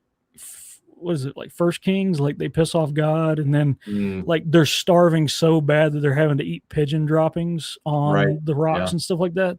So yeah, like piss him off at your own leisure, I guess. But like I yeah, don't yeah, yeah, know. no, But and I so that actually brings me to another area, um, and I may talk to you further about this, because I have an idea that I think you'd really potentially be into, mhm, but how, in your mind, and you may have researched this a fair bit more than me, nobody actually ever talks about what happens necessarily after the collapse of an empire. Because, like, I've explained mhm, to people, it's not like all the time everybody, like an entire civilization of people, just disappears, right? Like, mhm, they all went on to do something else at some point, to yeah, some degree. And mhm, and I, in my mind, it's like an empire either dies extremely hard, or it just kind of mhm, fizzles out and just disappears, and then whatever. mhm, um and again, I may not be entirely accurate about that, but that's how I've kind of understood it. But it's mhm. like, what does that kind of look like, surviving the collapse of an empire? That's a good it's some question. it's something Because I've thought like about a lot, man. because the one that scares the immortal shit out of me is the Bronze Age collapse. Mm, That was 1176 yeah, roughly. That's the year the world fell apart. Well, three major empires that had been trading and doing like commerce and everything, we have no idea what happened. We have yeah. no clue what happened. They forget each other exists. The country of Greece forgets to read and write for 400 years. Oh They my they have to they have to redevelop the technology of reading and writing. That's how severe whatever this was happened, okay? Right. That one scares the immortal shit out of me cuz like let's say the power goes out now, okay, Mhm. that's fine. I lived without power for a few months at a time when I was a kid because winter storms get really bad and up here in the Oh, for sure. mountains they have to Mhm. rebuild the entire freaking power grid, right? But I would be fine living without power because, like, I don't think very few people have ever had to deal with that to that Yeah. much, but like you adjust to it very quickly. It's like your bones remember it, you know. Yeah. Yeah. We're And I don't adaptable. know. Yeah, we're very adaptable, but the thing is people are so comfortable right now that Yeah. they think discomfort is torture. They think Yeah. Yeah. that Yeah. they think that just because they can't go get an $8 Starbucks every day that Mhm. they're oppressed, you know. Right. But I think that when you add that together exponentially up to 330 million people, you're going Hmm. to see like the United States, let's say the United States empire shatters, right? Hmm. Immediately we had to call all of our forces back home Yeah. immediately, right? We're going to be living in a military state because all those troops that were stationed over there are now stationed all here. We've Right. got battleships, we got carriers, everything like that, just trying to keep everything in check. But that's going to Yeah. piss even more people off because then it's going to seem like actual oppression. Yeah. And you're going to see the United States fracture into thousands of micro tribal states instead of just 50. Like me and the guys around here, we've already got plans to build a fort. We've got ways to, we're going to be like building like water purification and everything like that, Sure. Yep. and we're going to lock down and make sure that there's at least some semblance of law and order whenever the collapse happens here. Hmm. But we have the terrain on our side. Yep. We're all very studied men. Most of us speak two languages at least. Hmm. We all know how to forage for food, things like that. But like, what happens when this happens in the inner city where the orcs don't know how to do anything except take welfare? You know what I mean? Yeah. Yeah. So yeah, it's just going to be it's going to be absolute pandemonium, and a lot of people are going to end up having to like fire into major crowds just to try to get them to go away, Have you? like the Chaz and Chop thing, if you remember that. Sure. Yeah. It. So, have you ever listened to the Daniel Davis deep dive? You ever listened to No. so he has a pretty good podcast. I like listening to him because he does a lot Mhm. more like foreign policy stuff, which I'm a huge nerd for that. Mhm. Probably to my own detriment. Mhm. Right. Because it's like you sit there and you're just like, oh my gosh, dude, like, can we just not bomb somebody? Yeah. Is Yeah. that literally asking too much? And Mhm. apparently it is. But um, I wish for the life of me I could remember who said it. They've said it several times on his podcast. I wish, and he has a litany of great guests, but somebody had said that the American people do not know how to actually suffer. Yeah. And he was like, this is the advantage that Iranians have. This is Mhm. the advantage Russians have. This is the Mhm. advantage Ukrainians have. Mhm. All of these people, mind you, that have been around for over 1,000 years are Mhm. well-established people who have, as we Mhm. talked about Iran, Mhm. has gone through drastic changes, right? Like Mhm. an entire identity for their Mhm. people was wiped out at one point. Um, Yeah. and yet they still found a way to come back, which I think is incredible. It should be widely studied, in my opinion. Um, but you have a country that is going around and telling other countries that have Mhm. been around for over 1,000 years, or at least peoples, if not countries, Mhm. people, like this is the way things are going to be. Mhm. And then it's just like, yeah, but you're doing that on the backs of people who do not fundamentally understand what suffering is. And Yeah. you're Yeah. telling people who have, for most of their generations, have Mhm. understood suffering to very extreme degrees at times. And I just listening to what you're saying, I really do think that like there is something to that. I don't Mhm. know necessarily what that something is, and I have Mhm. no problem admitting that, but there is Mhm. something to that. I think he's right. And I think Americans are resilient to some degree, but Mhm. we really have not ostensibly faced a challenge that has Mhm. been like on our doorstep that has really Yeah. imposed a real sense of of Mhm. suffering at home, if that makes Well, sense. yeah. Well, when King Alaric came knocking on Rome's doors, I think it was like 455, something like that. Hmm. Um, like all the Romans were spoiled, rotten little divas and everything like that, and they were like, but if you take all the slaves and property that isn't nailed down and all the gold and silver, what'll be left with us? And King Alaric looks at him, he says, "Your lives." Yeah, Like yeah, that's the most like the gangster guys do, yeah, and like they don't know what suffering's like, yeah. and like one series of books that, hang on, I gotta show it. Oh boy. This this is something that every anarchist and libertarian needs to read. Dune by Oh Frank sure, Herbert. yeah. I got these because it has the blue spice paper and everything in them. I am a Hmm. Frank Herbert fanatic. Well, anyway, so I wish more libertarians and anarchists would read Dune, because to your point about what suffering is like, what happens when a people is forged in suffering? What happens when an entire people Exactly. are Yeah, so compressed and so baptized in suffering that suffering yeah. is all they've ever known? And then they realize that they are stronger than everybody else. That's what happens in Dune. Paul, That's some like, baller energy right there. That's what that is. yeah. So like a lot of people don't understand. Paul is not the good guy in Dune. Like Yeah. he's actually like he becomes a monster. But the thing is he goes, like, his entire great house is destroyed, and he gets Mhm. banned. Like he has to flee out into the desert to the Fremen, Right. and the Fremen have been so oppressed for so long that all they know is combat, suffering, and warrior philosophy and Hmm. excellence. Like these are truly superb people, right?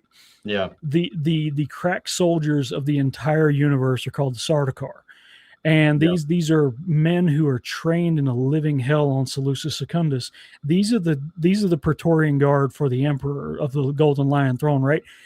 He Hmm. brings them to Arrakis where the Fremen live, and the Fremen are like, some of them are good fighters. like, like, yeah, like the Fremen are so oppressed and so just like having to scrape by.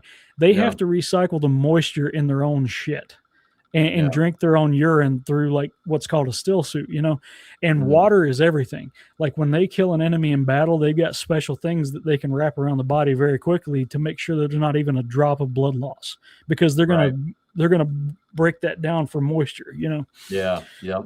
All that to say, at one point, the Sardaukar go and try to get some high value prisoners from the Fremen, and Hmm. they end up retreating from a force of old men, women, and children. So, Yeah. like, they got away with a few prisoners. And anyway, like the leader of that force that was attacking them was Paul's 4-year-old little sister, Aaliyah.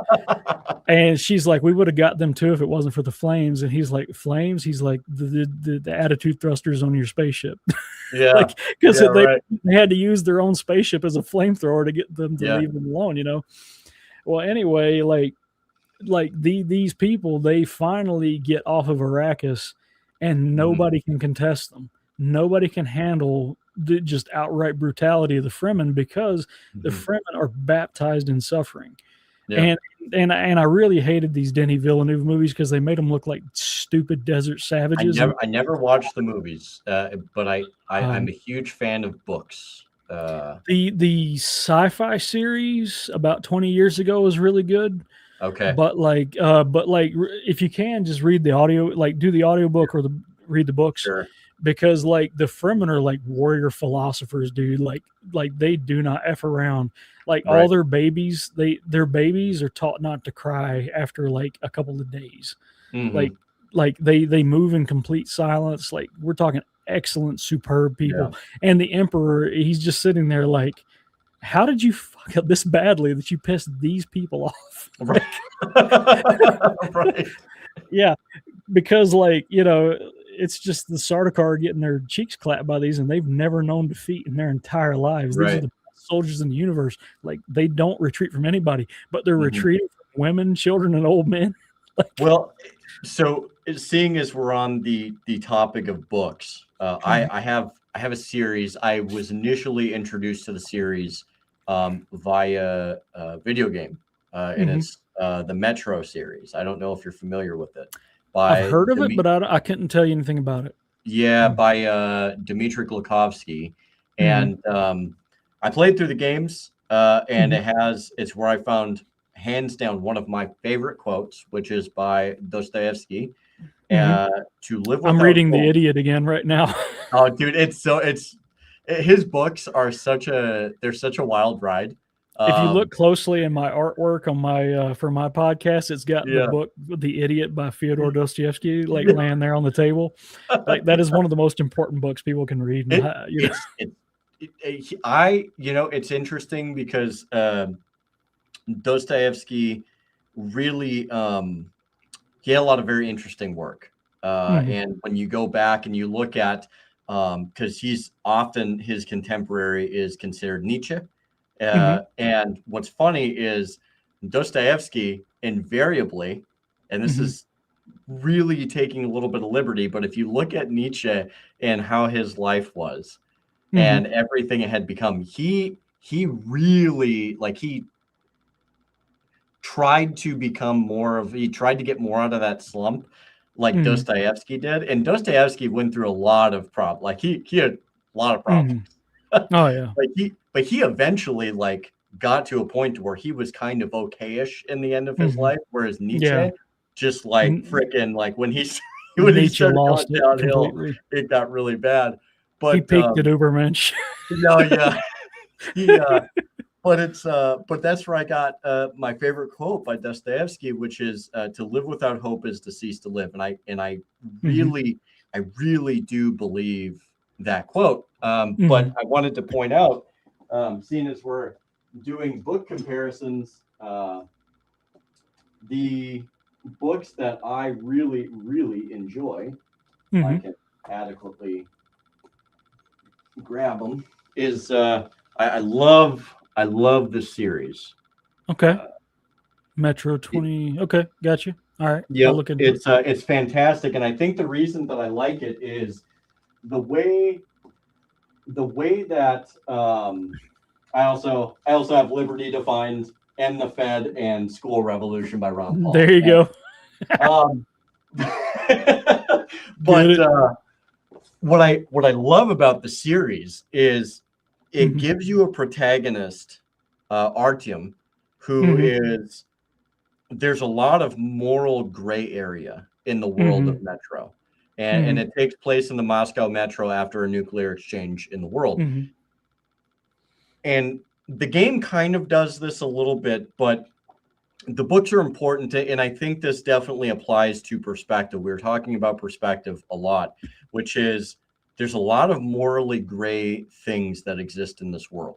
To the point to where it's like it may not necessarily be right, it may not necessarily be wrong. It's not always that cut and dry.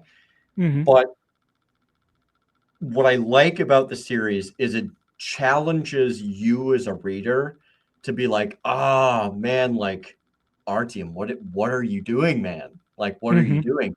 But Yeah. then it's like you get involved into it and you're just like, dude, like this is a brutal world. Like this is Mhm, a very you're talking about people again, people who've known suffering, people that understand how to survive. And that mhm, survival, much to the point that we've tried to, I think, elicit in terms of whether it's collapse or existing within an empire or whatever the case is, like mhm. that survival is not going to look pretty all the time. It's not going to be Yeah. perfect. It's going to be very morally gray. It's going to be very fractured.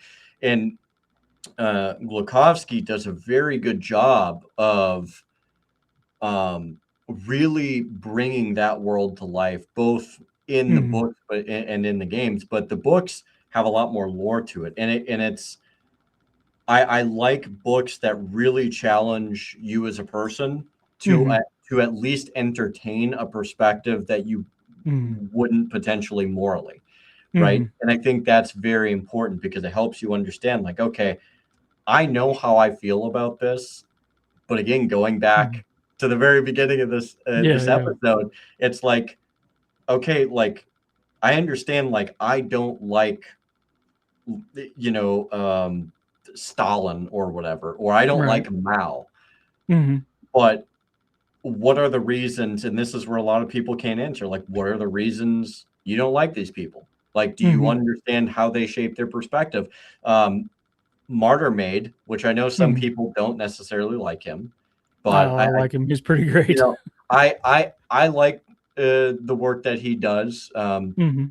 But I think a lot of that also is like I read a lot. I have a lot of interest in it. So, but Mhm. he does. He's doing his series. I think he actually just came out with the second portion of it Mhm. around the German side of World War One and Hitler and stuff like that. Mhm. And when you realize the perspective that was had by Germans and by a person like Hitler, it's not Mhm. sympathizing with the guy at all, but Mhm. it's understanding a perspective of like, oh, this is how he got to where he was. This is Yeah, yeah. how he felt. This is what drove him to do these things. And when you can figure that out to some degree, it starts to make it a little bit easier to be like, okay, we can deduce, not Mhm. assume, but we can at least deduce like this is potentially the next plausible step that we could see, you know, Right, right. and but also just to navigate our own lives because dealing with Mhm. people, you know, like can be hard sometimes, you know, Yeah, like you, it's hard all the time, but, like, yeah, the thing you don't quite like, a lot of people don't quite, especially, like, autists, like, especially libertarians, you get better at it as you go yeah, along, you know, like, the more you practice your social skills, it's like a muscle, you build it up in your right, head, right, and then you'll start to notice, like, oh, that he furrowed his eyebrow a little bit there, so that means this, you know, things like yeah. that. One of my favorite channels for that is Charisma on Command. Like, he talks I'll about, have like, to check that out, man. Seriously. yeah, yeah, like when I was first learning how to talk to people, like I'm on the spectrum, and it took me quite a while as a Hmm. teenager to get used to looking people in the eyes, because it's not that I didn't want to look them in the eyes; it's that I hear them better when I'm not looking them in the eyes. It's like a sensory overload thing. That's, Right, for but like sure. it's but the thing is, like, you get better at it. Like, nobody Hmm. starts out painting the freaking Rembrandt. Nobody starts out Right. Yeah, nobody starts out painting the Mona Lisa or yeah. Midnight. Like, you have to get good at things, and Hmm. that goes for literally everything in life. Uh, Right. there was a point in your life when you did not know English, but Oh, you for learned sure. it, Yeah. and everybody takes that for granted, but there was a point in my life where I didn't know French, but now I could go there and probably not be hated, you Hmm. know. Right. Yeah. But And like, that's I'm definitely not great at speaking it, but like, you yeah. know what I mean? Like, I can get by, like, I can ask to buy gas and things like that. But Right. Well, and you know, man, and this is really just going on, and continuing down, I guess, the society and culture mhm, conversation. mhm, Um, I have found a lot of it. I hate to say this. I found a lot of enjoyment speaking mhm. to people that aren't American. Yeah, And yeah. and you realize like it's amazing because you actually realize how educated the world actually is versus Oh, like yeah. Lindsey Graham being like, and these savages over here, we've Yeah. just got to, Mr. President, we've got to go and bomb them. Otherwise, they're going to be. It's like you do realize Iran has some of the best medical institutes in the world. Like Yeah, yeah, some of the yeah. smartest people Yeah. come out of Iran. Like and that's I don't know if that dynamic really is telling of how Well, stupid that's Lindsey Graham really is, but it's like, well, that's dude, one thing that Aristotle gets into in yeah, politics. He's talking about, like, how demagogues work. The reason, like, democracies, like, they get kneecapped by demagogues because you get yeah, these low information voters that, like, will just believe anything Lindsey Graham says, yeah, and they don't know enough to be like, that's bullshit. Like, right, yeah, you know, right, like I've got 3 Russian friends. I'm not going to call everybody Russian that it's evil. Like, you yeah. know, I have a like couple like one myself, of like, you I can mean, still find a video on my Twitter, right? Like, mhm, my buddy from Ireland, Muhammad, guess yeah, what his religion is. So, like he's one of my best friends, right? yeah, And here I am. And anyway, like, I take him out in the woods, and I get him like 2 things of tannerite like this, right? Yeah. And I put it in his arms, and he's never even seen a gun in his entire life. Like he hasn't Yeah. seen a gun, let alone fired one. So Right. I go to track like Rural King up here. I put these 2 things, these 2 big like pallets of tannerite in his Yeah. arms, and I'm like, here you go. He's like, what's this? I was like, that's your birthday present. He's like, I don't understand. I'm like, you will soon. So we go back to this. We go back to my favorite range up behind, up kind of near Bluefield ish. Yep. And anyway, it's Wild West rules there. There's no range officer, nothing. You can do whatever the hell you want. That's Just don't shoot beautiful. anybody, right? Yeah. So like we're shaking up tannerite cans, getting it all mixed up and everything like that. And like look it up, it's Muhammad's birthday party because I took him there on his birthday. Like I was like, I'm throwing you a redneck birthday party, you know, That's because baller, dude. he's visiting from Ireland, and Yeah. it like after like 2 seconds, he's like, oh, there was fire there. Yeah. He's freaking the fuck out. Yeah. And I'm letting him shoot my Marlin 30-30, and like he's just having the greatest time of his life, you know. And he's like, "That's the best birthday party anybody's ever thrown me." and Dude, I'm that's like, awesome. yeah. It's just like, you know, like a lot of these people out there, they're just trying to make it like you are, especially Yeah. when you start learning other languages. The thing Right. that most people don't quite understand is that everybody everywhere in every language are all talking about mostly the same stuff. Like they're talking about what they're going to do for the day. They're talking about where they're going to eat. They're talking about like are they paying their bills, things like that. Right. So Yeah. if you can learn about 1,200 to maybe 2,000 words in a given language, Yeah. you can talk fluently with anybody. And we're Yeah. talking just a few months of study. You don't have to be like a nuclear engineer talking about technical terms and stuff like that. Like all these people out there, like you're being convinced are your enemies. They're just trying to get along like you are. They're trying to get their meal for the day. They're trying to, you know, get their bills paid. It's it. Right. But Iran is the greatest threat in the world. No, I freaking refuse that. Dude, it's one of those things to where, and I hope, I know it wasn't very good. I hope I did some justice to a Lindsey Graham impression because he has kind of this soft way. You were pretty dang close. I'll give you that. Mr. President, I'm here to tell you, as Senator Lindsey Graham, I want you to bomb Iran. We cannot take one step back, Mr. President. I drive a truck all day, so I just like work on random impressions. And yeah, right. I'm my own worst enemy when it comes to that because I'm just like, you know, I've got to say, you know, it's not quite the greatest impression, but we're getting there, you know. One of my favorite bands is XDO, and like all their songs are about the Roman Empire and stuff like that in Carthage. Yeah. And anyway, like I'll be like driving down the road and I'll be like, I, Claudius, will tell you how to frame your laws. Profiteering and bribery will stop. All you who have acquired position dishonestly will be replaced by men who love Rome better than your purses. I will break everything rotten in this Senate like an old dry twig. Dude, I love history, man. It's just there's so much interesting crap that happened, you know. And that's why, like, I really enjoyed getting to know people from around the world. One of my best friends, and this is going to sound actually very contradictory. I haven't talked to him as much as I would like to, but he lives over in the UK. And when I first met him, we actually met through a bushcrafting group on Facebook. Right. I no longer have a Facebook anymore because they deleted everything I had. But he, we got to talking. I'm like, oh yeah, man. I'm like, do you have an Instagram? He's like, heck yeah. And so we connected on there. And then I found out he was like a low key, like kind of libertarianish Brit, right on. Which is super fun. That's a whole other conversation.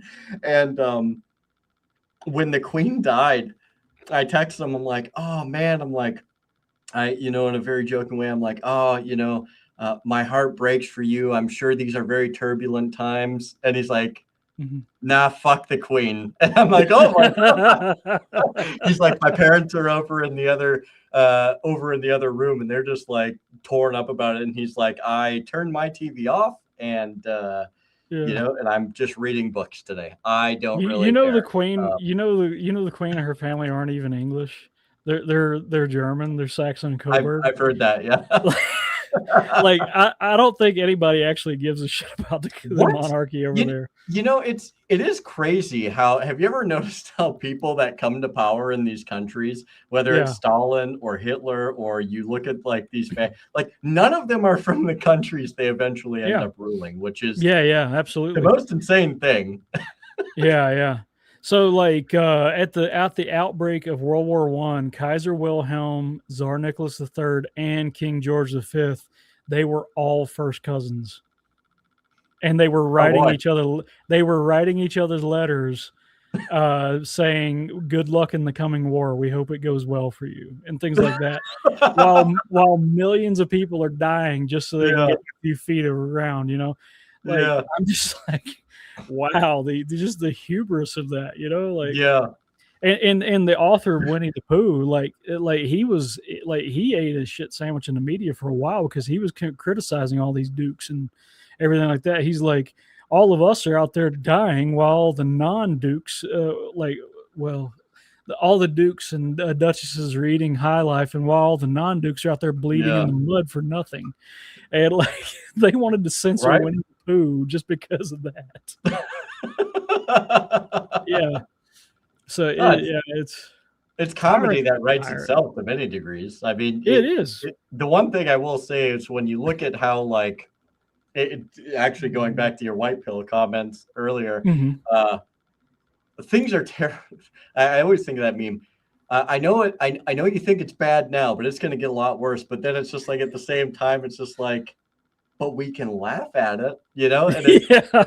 it's that thing to where it's like, oh, so like that's how people like eventually learn how to like suffer. Is like you Yeah. have to laugh at this stuff, and then you Yeah. become a little bit insane. So when the actual like regular people come around, like they want nothing to do with you anymore because you've gone like in their minds entirely insane. Yeah.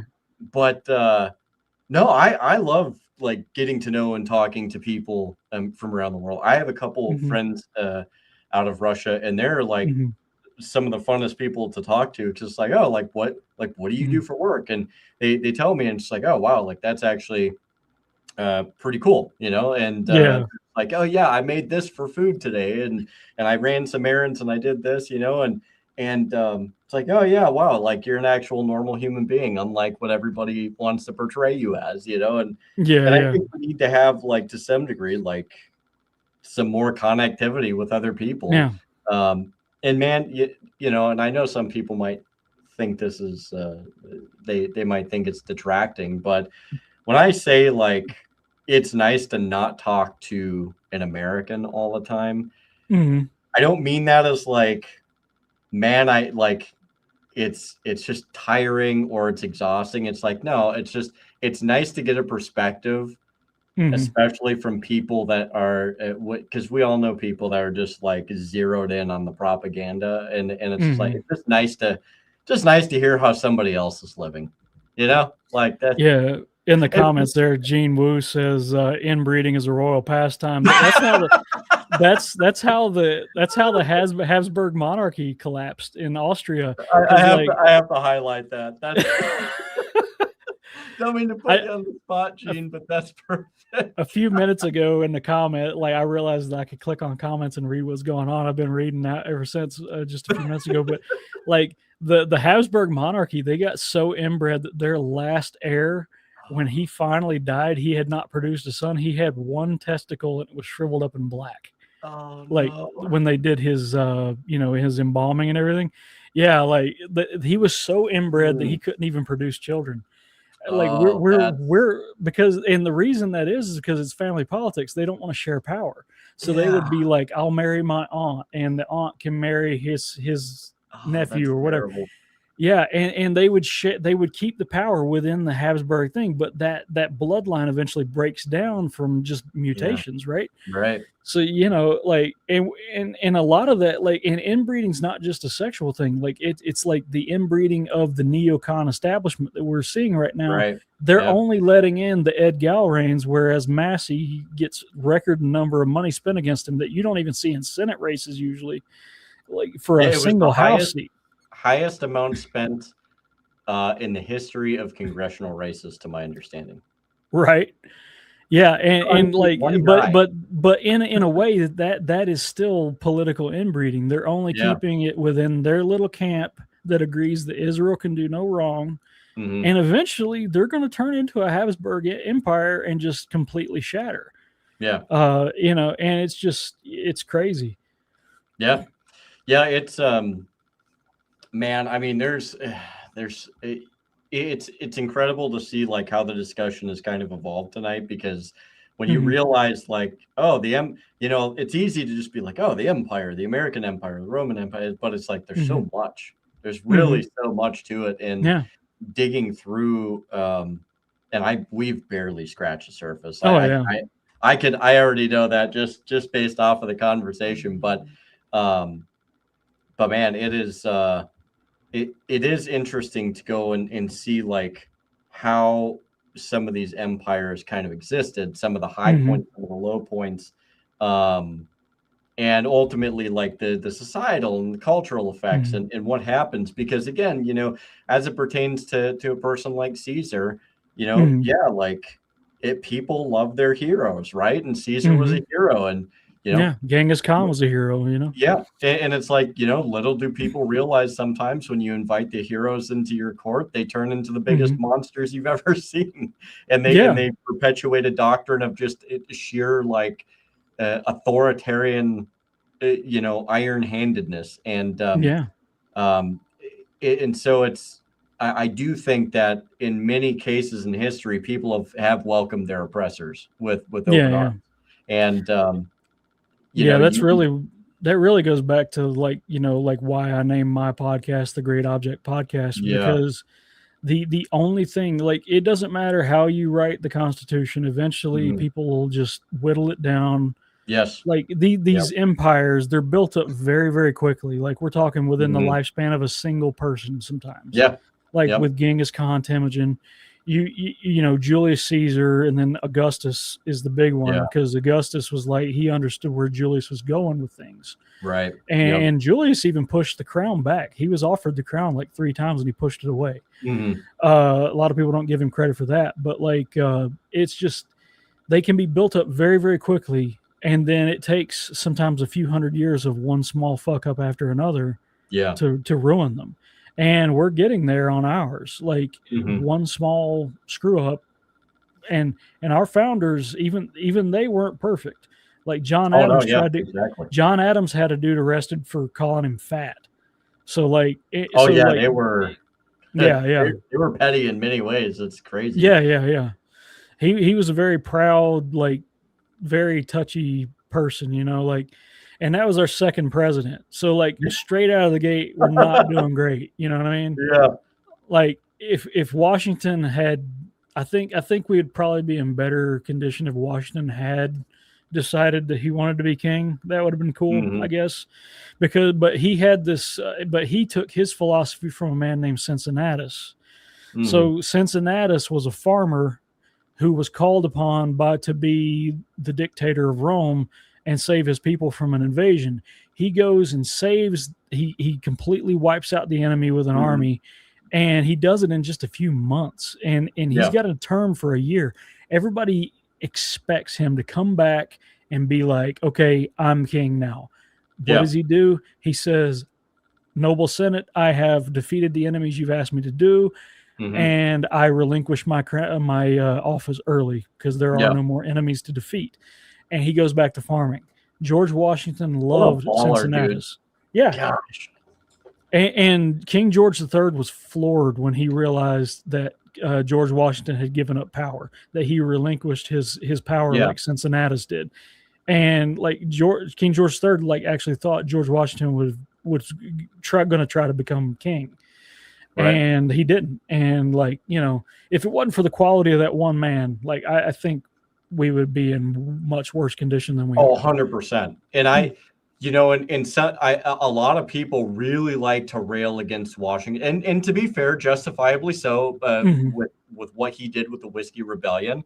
But I always like to remind people, when you look at what he said Mm-hmm. after those events occurred, he's like, I made a grave mistake here. Mm-hmm. I never should have. He's like, and I think he had even mentioned, he's like, in hindsight, the counsel that I was given and Mm-hmm. my subsequent decision to do what I did was wrong. And Yeah, I it think was I Alexander really, Hamilton. Hamilton yeah. was the reason. And, it's Like, like, yeah. again, like you said, like none of these people they weren't perfect, but Mm-hmm. I, I don't, I don't even know what we would do if Mm-hmm. we ever got anybody with just uh, the moral fortitude and the virtue that in some ways that Washington had. I think it's hard to say. I think people could point at several individuals. Like a lot of people think Ron Paul was very much Mm-hmm. like that. He embodied at least a Mm-hmm. lot of very morally virtuous traits. Mm-hmm. I think that's fair to say. Um, Mm-hmm. Many people look at Massey as the same way, and I think Yeah. there's an argument to be had there. And there's other people within our lifetime, I'm sure, that have existed maybe in a smaller scale and through our parents' lifetime, etc.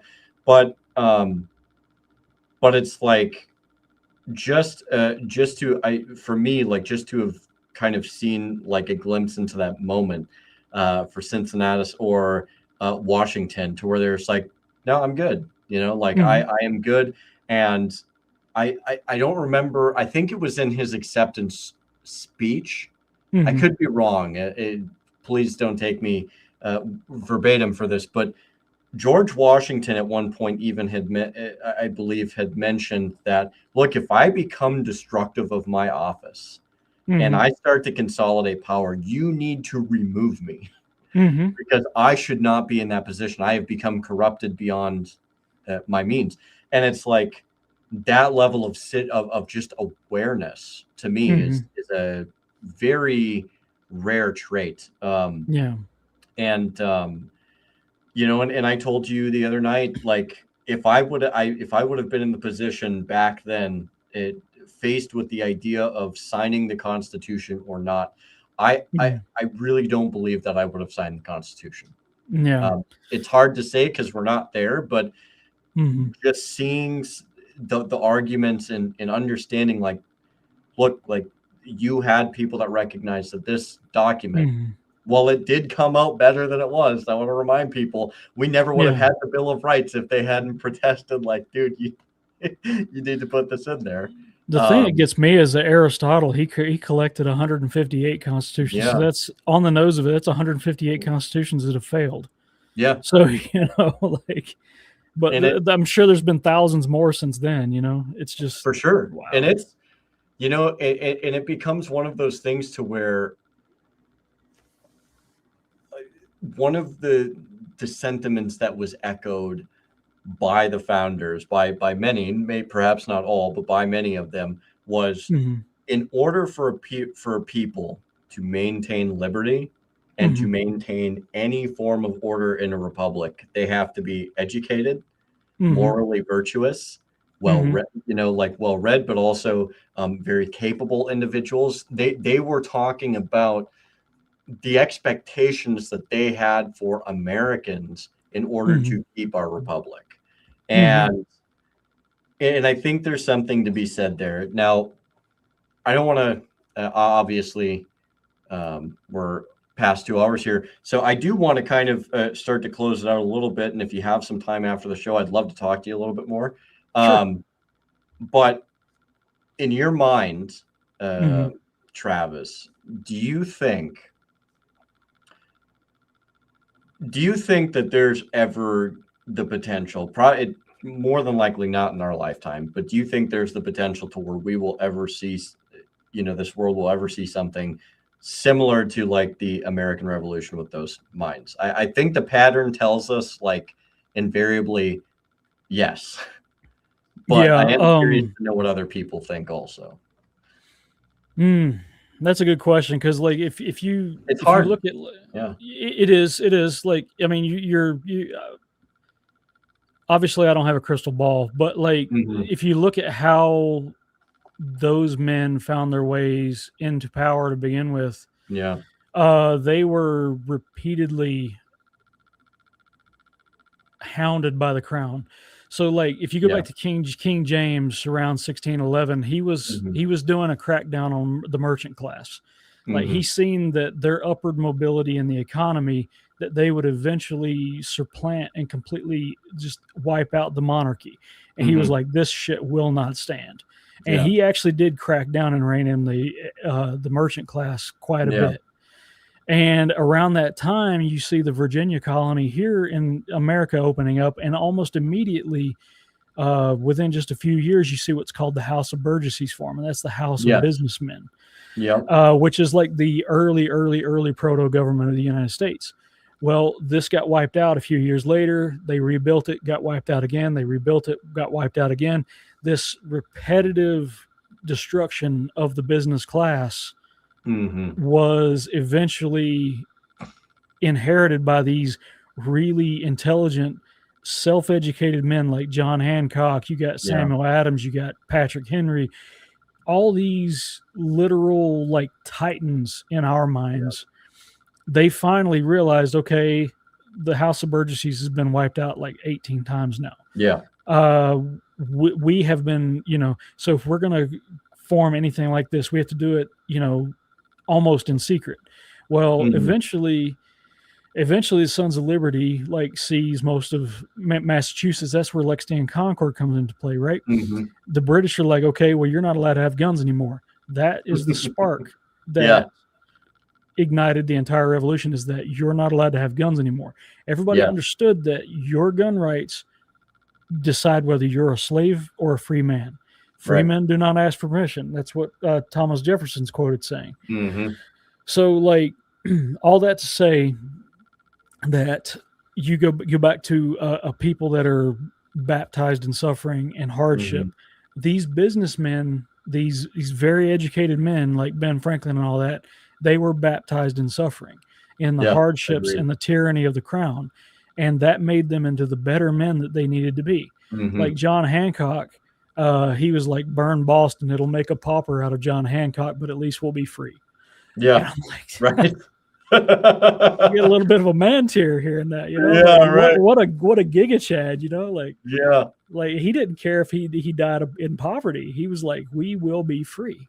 And Yeah. it's just, it's beautiful. It's beautiful in every Yeah. way. But beauty comes from suffering and Yeah. sacrifice, and that's where all these men came from. Hmm. But like the little primpy ponces like Alexander Hamilton and John Adams, a lot of them lived their lives in luxury for the most part, because Yes. like John Adams, he was the lawyer that represented the British soldiers that was in the Boston Massacre, and Yep. he actually got them acquitted. So like, like anybody who's completely averse to comfort is going to end up inheriting the world, I think. Oh, for sure. Yeah. I and I think you make a fantastic point.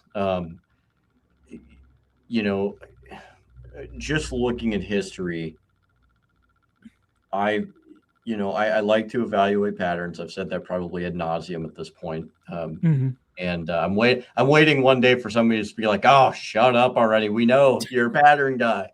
But it's and I to be fair, there's a lot of people I know, like some that as well, Hmm. and like the ALC, like a lot of us are very fixated, like, okay, let's find things that connect, Yeah. right? But Hmm.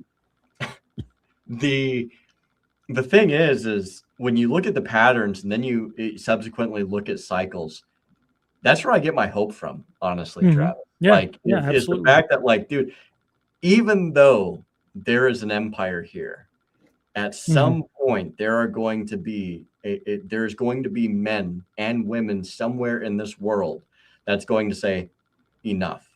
Mm-hmm. And what that looks like, I don't know. Our Mm-hmm. founders sure as heck didn't know what it was going to look like. Matter of fact, a lot of them thought they were going to be a lot more of them were going to be killed than there were, which is Well, astounding because a there lot of were a it's number that a died. lot of it is that a lot of it comes down to like men who were forced to do something, because like a lot of Real our founding leaders. fathers were Quakers, and Yeah, Quakers are utterly nonviolent. They are so nonviolent that they'll let you burn their house down and then pour you a drink afterwards. So yeah, like, like if you can yeah, force a Quaker into going to war with you, like knowing what that's going to be, like you've yeah, had to have effed up pretty badly, yeah. um like yeah, it's just like I think the crown actually issued a death warrant for all of the Continental Congress, I believe you're correct. and Yeah, yeah, around the time of Lexington and Concord, and they didn't sign the Declaration of Independence till a year and a half after that. So yeah, these were dead men walking, like they would have been drawn and quartered. Like that yeah, was they would have been like getting hung would have been the best that they could have hoped for, but yeah. drawn and quartered for treason to the crown, they were already dead men walking, so they had nothing left to lose. Men Hmm. who have nothing left to lose, those are the truly most dangerous people in the world. Yeah, yeah. No, 100%. And and that's there again. It's like history shows that those people pop up every so often, and when they Mm-hmm. do, it's usually not typically a minor incident that occurs. It's No. usually like, oh, we're you think you're the empire. Okay, well, fortunately for you, I've cleared my schedule and I'm about to make an example out of you, whether Yeah. it kills you right away or it kills you slowly. Mm-hmm. I'm gonna have a good time with this because I'm finally at my wit's end. And again, like you said, like those are the people that like you have pushed these people so far Yeah. that they're Like just Genghis like, Khan. Like I accept my fate.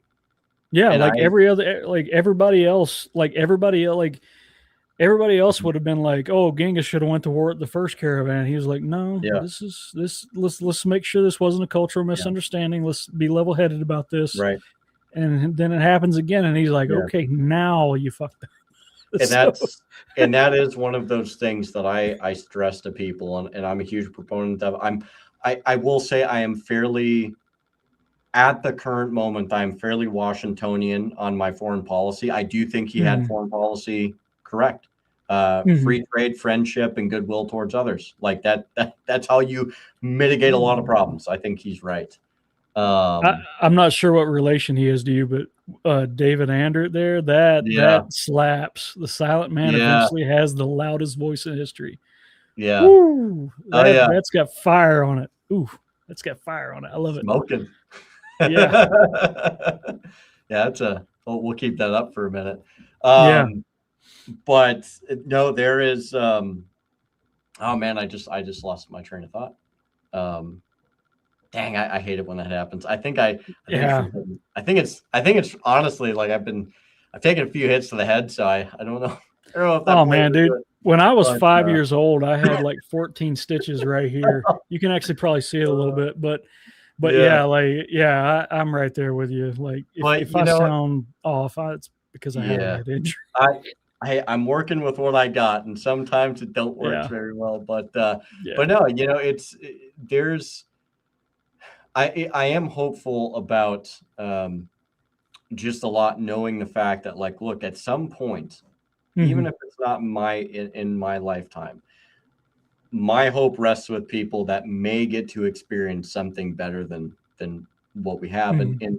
and I think with that, and I can't speak for anybody else, but I really I have kind of made peace with the idea that like you know if it's my time and there's something that comes Hmm. along and and persecution is the thing that like I have to face or whatever the case is, like that there's only one guy that I really care about, like throw Yeah, me in yeah, a yeah. hole, do whatever, it is what it is, like I'm going to a better Hmm. place regardless of what Yeah, you yeah. do. Exactly. um Well, and I like do and one I of think you like have to the kind of have that mentality. oh yeah, sorry. Yeah. The like the thing that I've made for my opening for my podcast, the Yeah. very first quote is by Hannibal Barca, and he says, "God has given no greater spur to victory than indifference to death." And I'm just Ooh. like, Yeah. I like Yeah. that. Yeah, yeah, that's a banger right there. Oh yeah. Yeah, dude, it's man, I'm hopeful though. I always like Mhm. to end it on like a white pill because it's like, look, Yeah. like it is bad. Don't get me wrong. Like there's a Well, lot of broken things, but um, like one thing, like especially if you think about just how easily things can change, right?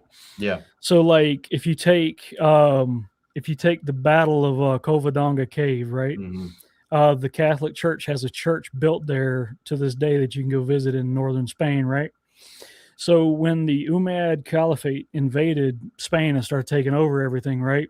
hmm Don Pelayo and 300 men, they all fall back to this cave in northern Spain in the Asturian Mountains, right? hmm And like they get this, they get like the Muslim invaders, right? They hmm get this traitor priest. He's like a traitor bishop. His name's Apis. He's like trying to talk sense into Don Paleo. He's like, Don Paleo, please come out of the cave. We hmm have 180,000 men here. See reason.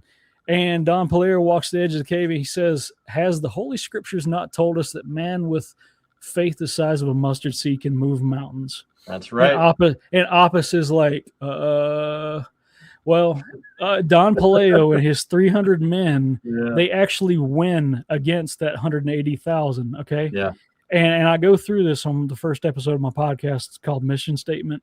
I'm showing mhm, pictures of Covadonga Cave and all that. yeah, Well, anyway, after he finally, like, because like as they're moving up the field, like hmm they're getting killed by Don Paleo's men, but rocks are rolling down on them and everything like that. Their own archers are killing their own people because of the angle of the cave. It's deflecting the arrows back into their own men and all that. oh yeah, Well, anyway, eventually this causes a mass rout and they're all crushing each other and running away. This is some stuff like Gideon in the Bible, you know, like yeah, this happened in like 700 AD. yeah, Well, anyway, a freaking mountain falls on him after that. Don Paleo didn't have any gunpowder. He couldn't have caused that. Like hmm he could not have caused a rock slide of that measure. And We call that divine 63,000. intervention. Yes, yes. Yeah. And the name of Covadonga Cave, it says it's the cave of Our Lady. Mm. So Ave Maria. Yeah, yeah, absolutely, brother. Yeah, no, that's and that goes hard too, because that really just like a lot of people are infatuated with like the like Spartacus or like 300, but that like Spartacus. I that, could rant about Spartacus for another oh 30 dude, minutes. Don't get me I started on him. see so here I will say the one thing about Spartacus is there's a lot of things that like so I watched the show. I Mm-hmm. actually watched all 3 seasons. It's really Mm-hmm. sad because I like the main guy who did the show. Mm-hmm. It's sad because he died from cancer, I believe, Mm-hmm. and I thought his replacement was pretty good. I think it was Liam McIntyre who replaced Mm-hmm. him, Mm-hmm. um, but it was very entertaining. Mm-hmm. But the history of Spartacus So much better. is so much better than the actual movie, and that's saying a lot because the movie and the series, but yeah, it's that story Mm-hmm. that you've just brought forth Mm-hmm. to people is so much more baller Oh than my like God, dude! any. Like, and that's just the tip of the iceberg. Like, people don't understand what the Holy Mother has done. Like, Constantinople, the first siege, Yeah. they had 40,000 ships out on the sea, ready to hmm just the first siege of Constantinople, not the second. The hmm second's the one they lost. The first siege, okay, so they have the Holy Mother's cloak that she wove herself Yeah. in the reliquary. They take it out and carry it around the ramparts of the thing. Like all the priests come out and do like carry it hmm around. That night, the most f off storm you've ever heard of blows through Yeah. the area and absolutely wrecks the entire Ottoman fleet. We're Yeah. talking like Greek fire and everything, just absolute pandemonium. And the Yeah. Holy Mother saved Constantinople. They, Yeah. she saved it to such a degree that they never even tried again for another 600 years. Can you just imagine being scared of somebody for 600 years straight? Well, I mean, what are we? Like, don't Yeah, talk yeah. back to your mother, I guess. Like, Yeah. Like there's- the Hail Mary is not just something people say, like this yeah. is Well, actual power, it and it is genuinely amazing when you look at things like that, um and you look at cultures, and okay, well, we're already going down this road. I feel I you, brother. Go. apologize, but Yeah. one thing I have noticed, which I think is very interesting, is have you seen like how like over in Ukraine, like Mhm. between the Russians and the Ukraine, like dude, they have like priests that are going out there and they're doing like full battlefield, Dude, that and slaps and like so hard. and they're coming out with like the urns with like the sacred smoke and all and the incense and all of Yeah. that, and they're just like they're out there and in like their full garb and everything, and they're blessing Kalashnikovs. I'm like, I want one of those Yeah, yeah, yeah, Kalashnikovs, yeah. like personally, and No it's like we haven't, like, not only have we not seen warfare like that, and I will give Mhm. it to both sides, like they are light years ahead of everybody else right now. Yeah. Um, but it's like there is something that goes so hard, it's almost Warhammer like, to where you Mhm. have like these guys out Warhammer's there, based on Catholic. right? Warhammer's Which based is on when Catholics are finally pissed off. which which is insane to me. Like we haven't seen stuff like this, like to Yeah. that degree, um, for like hundreds of years, and it's like, okay, like we need to step back, and we like somebody needs to document this and look at this, and Yeah. regardless of where you stand on the issue, it's genuinely quite Mhm. amazing to me. And Mhm. there's a oh man, I wish I could remember. There was a movie that was made about the Battle of Mariupol, I believe it was. I could be wrong. I'm not It could familiar with be. that one. But it was when the Russians and the Ukrainians were fighting. I believe it was in Mariupol, and there Mhm. was, man, I could really be getting this wrong, but it was going over, and I think there was some dramatization, but there was a Russian soldier that came into this home, Mhm. and he knelt down. He did the sign of the cross, with the picture of Jesus and Mhm. Mother Mary, and then he left, and then like Mhm. a bomb goes off, and then it falls over, and then a Ukrainian soldier comes in, picks it up, puts it back on the mantle, and does the Yeah. same thing. It's just like, dude, like that. I don't know, like maybe I'm just like hard in the paint as like a Christian, but like that's pretty Yeah. hardcore. I don't care what anybody Right. says. So when you brought up both of those, I'm just like, yeah, home Well, I, team, you know? well, one of my favorite podcasts to listen to is the Dr. Taylor Marshall podcast, and he's Okay. like he's really into the like Society of Saint Pius X, like Yeah. SSPX. So Mhm. he's like, Christianity is not a pacifist religion. We just have to obey No. certain rules. Okay. Yeah. Like he's like, this goes back to Saint Augustine, like just war theory. like Yeah. know. Which is a very, I would love to, if you're willing to do it, I would love to have you come back on and Oh, talk about absolutely. that, because that is a conversation in and of itself. Mhm. Oh Uh, yeah, yeah. and it's something I've heard a lot of people talk about quite a bit more Mhm. recently. Mhm. Um, and it deserves attention. Well, the Because I, founding fathers, a lot of them like nodded towards Saint Augustine with a just war theory when they yeah, were writing the Declaration of Independence, yeah, because like if you look at the Declaration of Independence, it's a list of 27 grievances. Like yeah, they've tried and tried and tried and tried and yeah, tried and tried and tried to get the king hmm, to get his head out of his ass, and he yeah, wouldn't. And like eventually they were forced into fighting. Like none of them wanted to, like right, especially not the Quakers, but like even the warriors like Washington knew the horror of war, yeah, and they didn't want to fight, but they were forced into it. yeah, and that's and I think that's a very important thing. It's just like when you make a valiant effort and you're reluctant to go to war, Hmm. what you understand the cost of war, and that's the other thing, Hmm. is like, I know a lot of people are probably going to get upset about this, but like the cost of war really has not come home in the sense to where like we've actually felt it here at home. Like Yeah, yeah, yeah.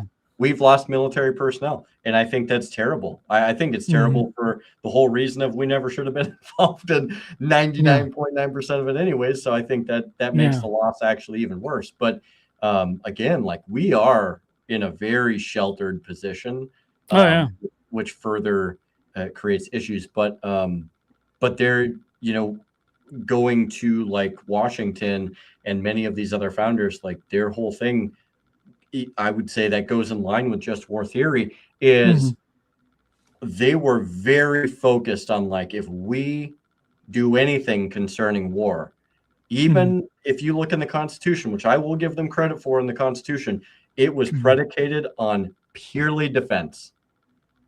Yeah. Like purely defense. Like we're not an offensive nation. We're not supposed to be. We're not supposed to go out and look for monsters to seek and destroy. We're not supposed to make stuff up, entangling alliances, all this. It was predicated on pure defense. And to me, I can't think of a more virtuous way to justify, as much as I hate to say it, a standing army, but I'm more of a militia guy myself. I think the anti-federalists were far more right about that.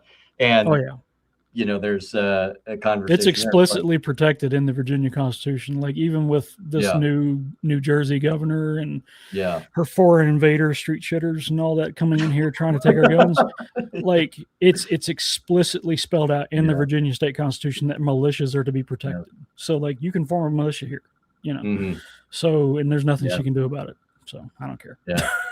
Well, hey, brother. Buddy. Yeah, we could keep doing this, and I definitely I don't want to waste another potential podcast.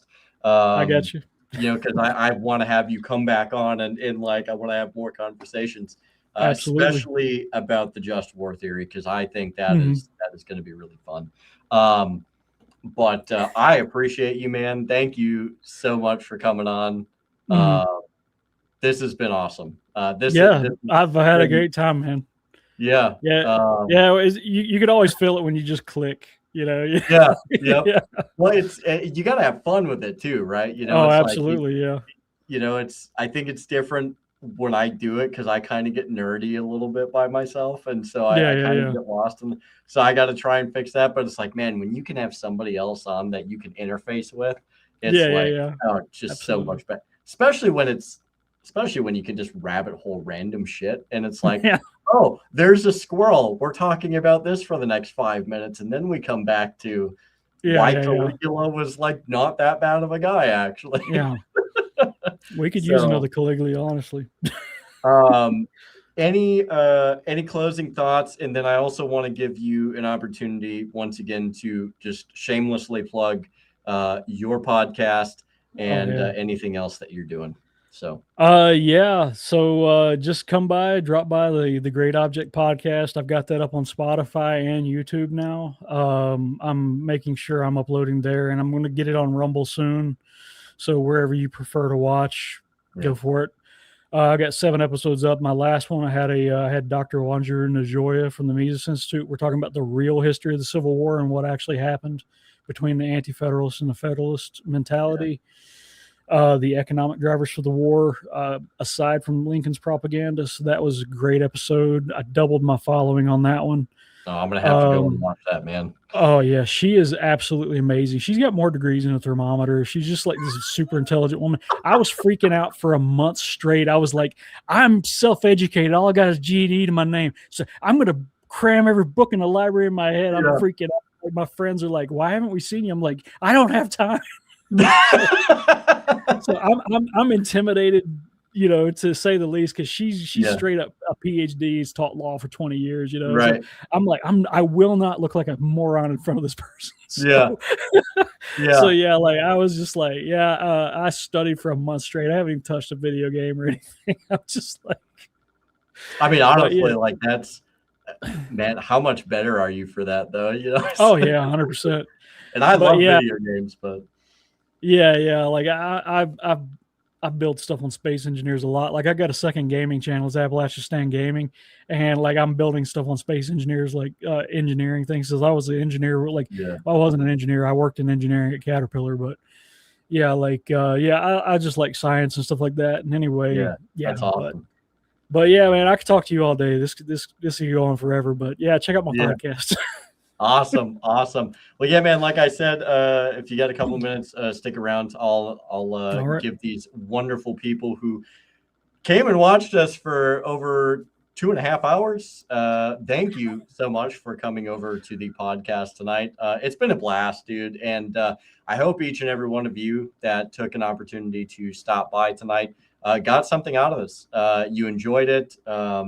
You maybe it got you to think a little bit differently, or maybe provoked like this idea of like, man, maybe I should go and check this out, or maybe I should get into this, or whatever the case is. My hope is it's not necessarily that you have to agree with me. Matter of fact, I don't want you to agree with me on everything. If we find commonalities, great. But the important thing is being able to further yourself education wise, and picking up a new skill set, but also carrying that torch of liberty wherever you go, and bringing it to the next generation, the future posterity, and ensuring that liberty lives on with each and every generation of human beings. So no matter where that is, whether it's here or across the globe. So thank you, everybody, for coming out to the Sentinels of Liberty podcast. As always, I'm your host, Redbeard, and we will see you hopefully my work schedule dictates next Saturday. But it's the summer and people like doing a lot of stuff. And I deliver a lot of random shit to a lot of random people. And I don't understand why half of them get what they do. So I will do my best to let you know what's coming down the pike. Without further ado, I'm going to hit some outro music and let you guys jam out for a bit. Thank you. Thanks, guys.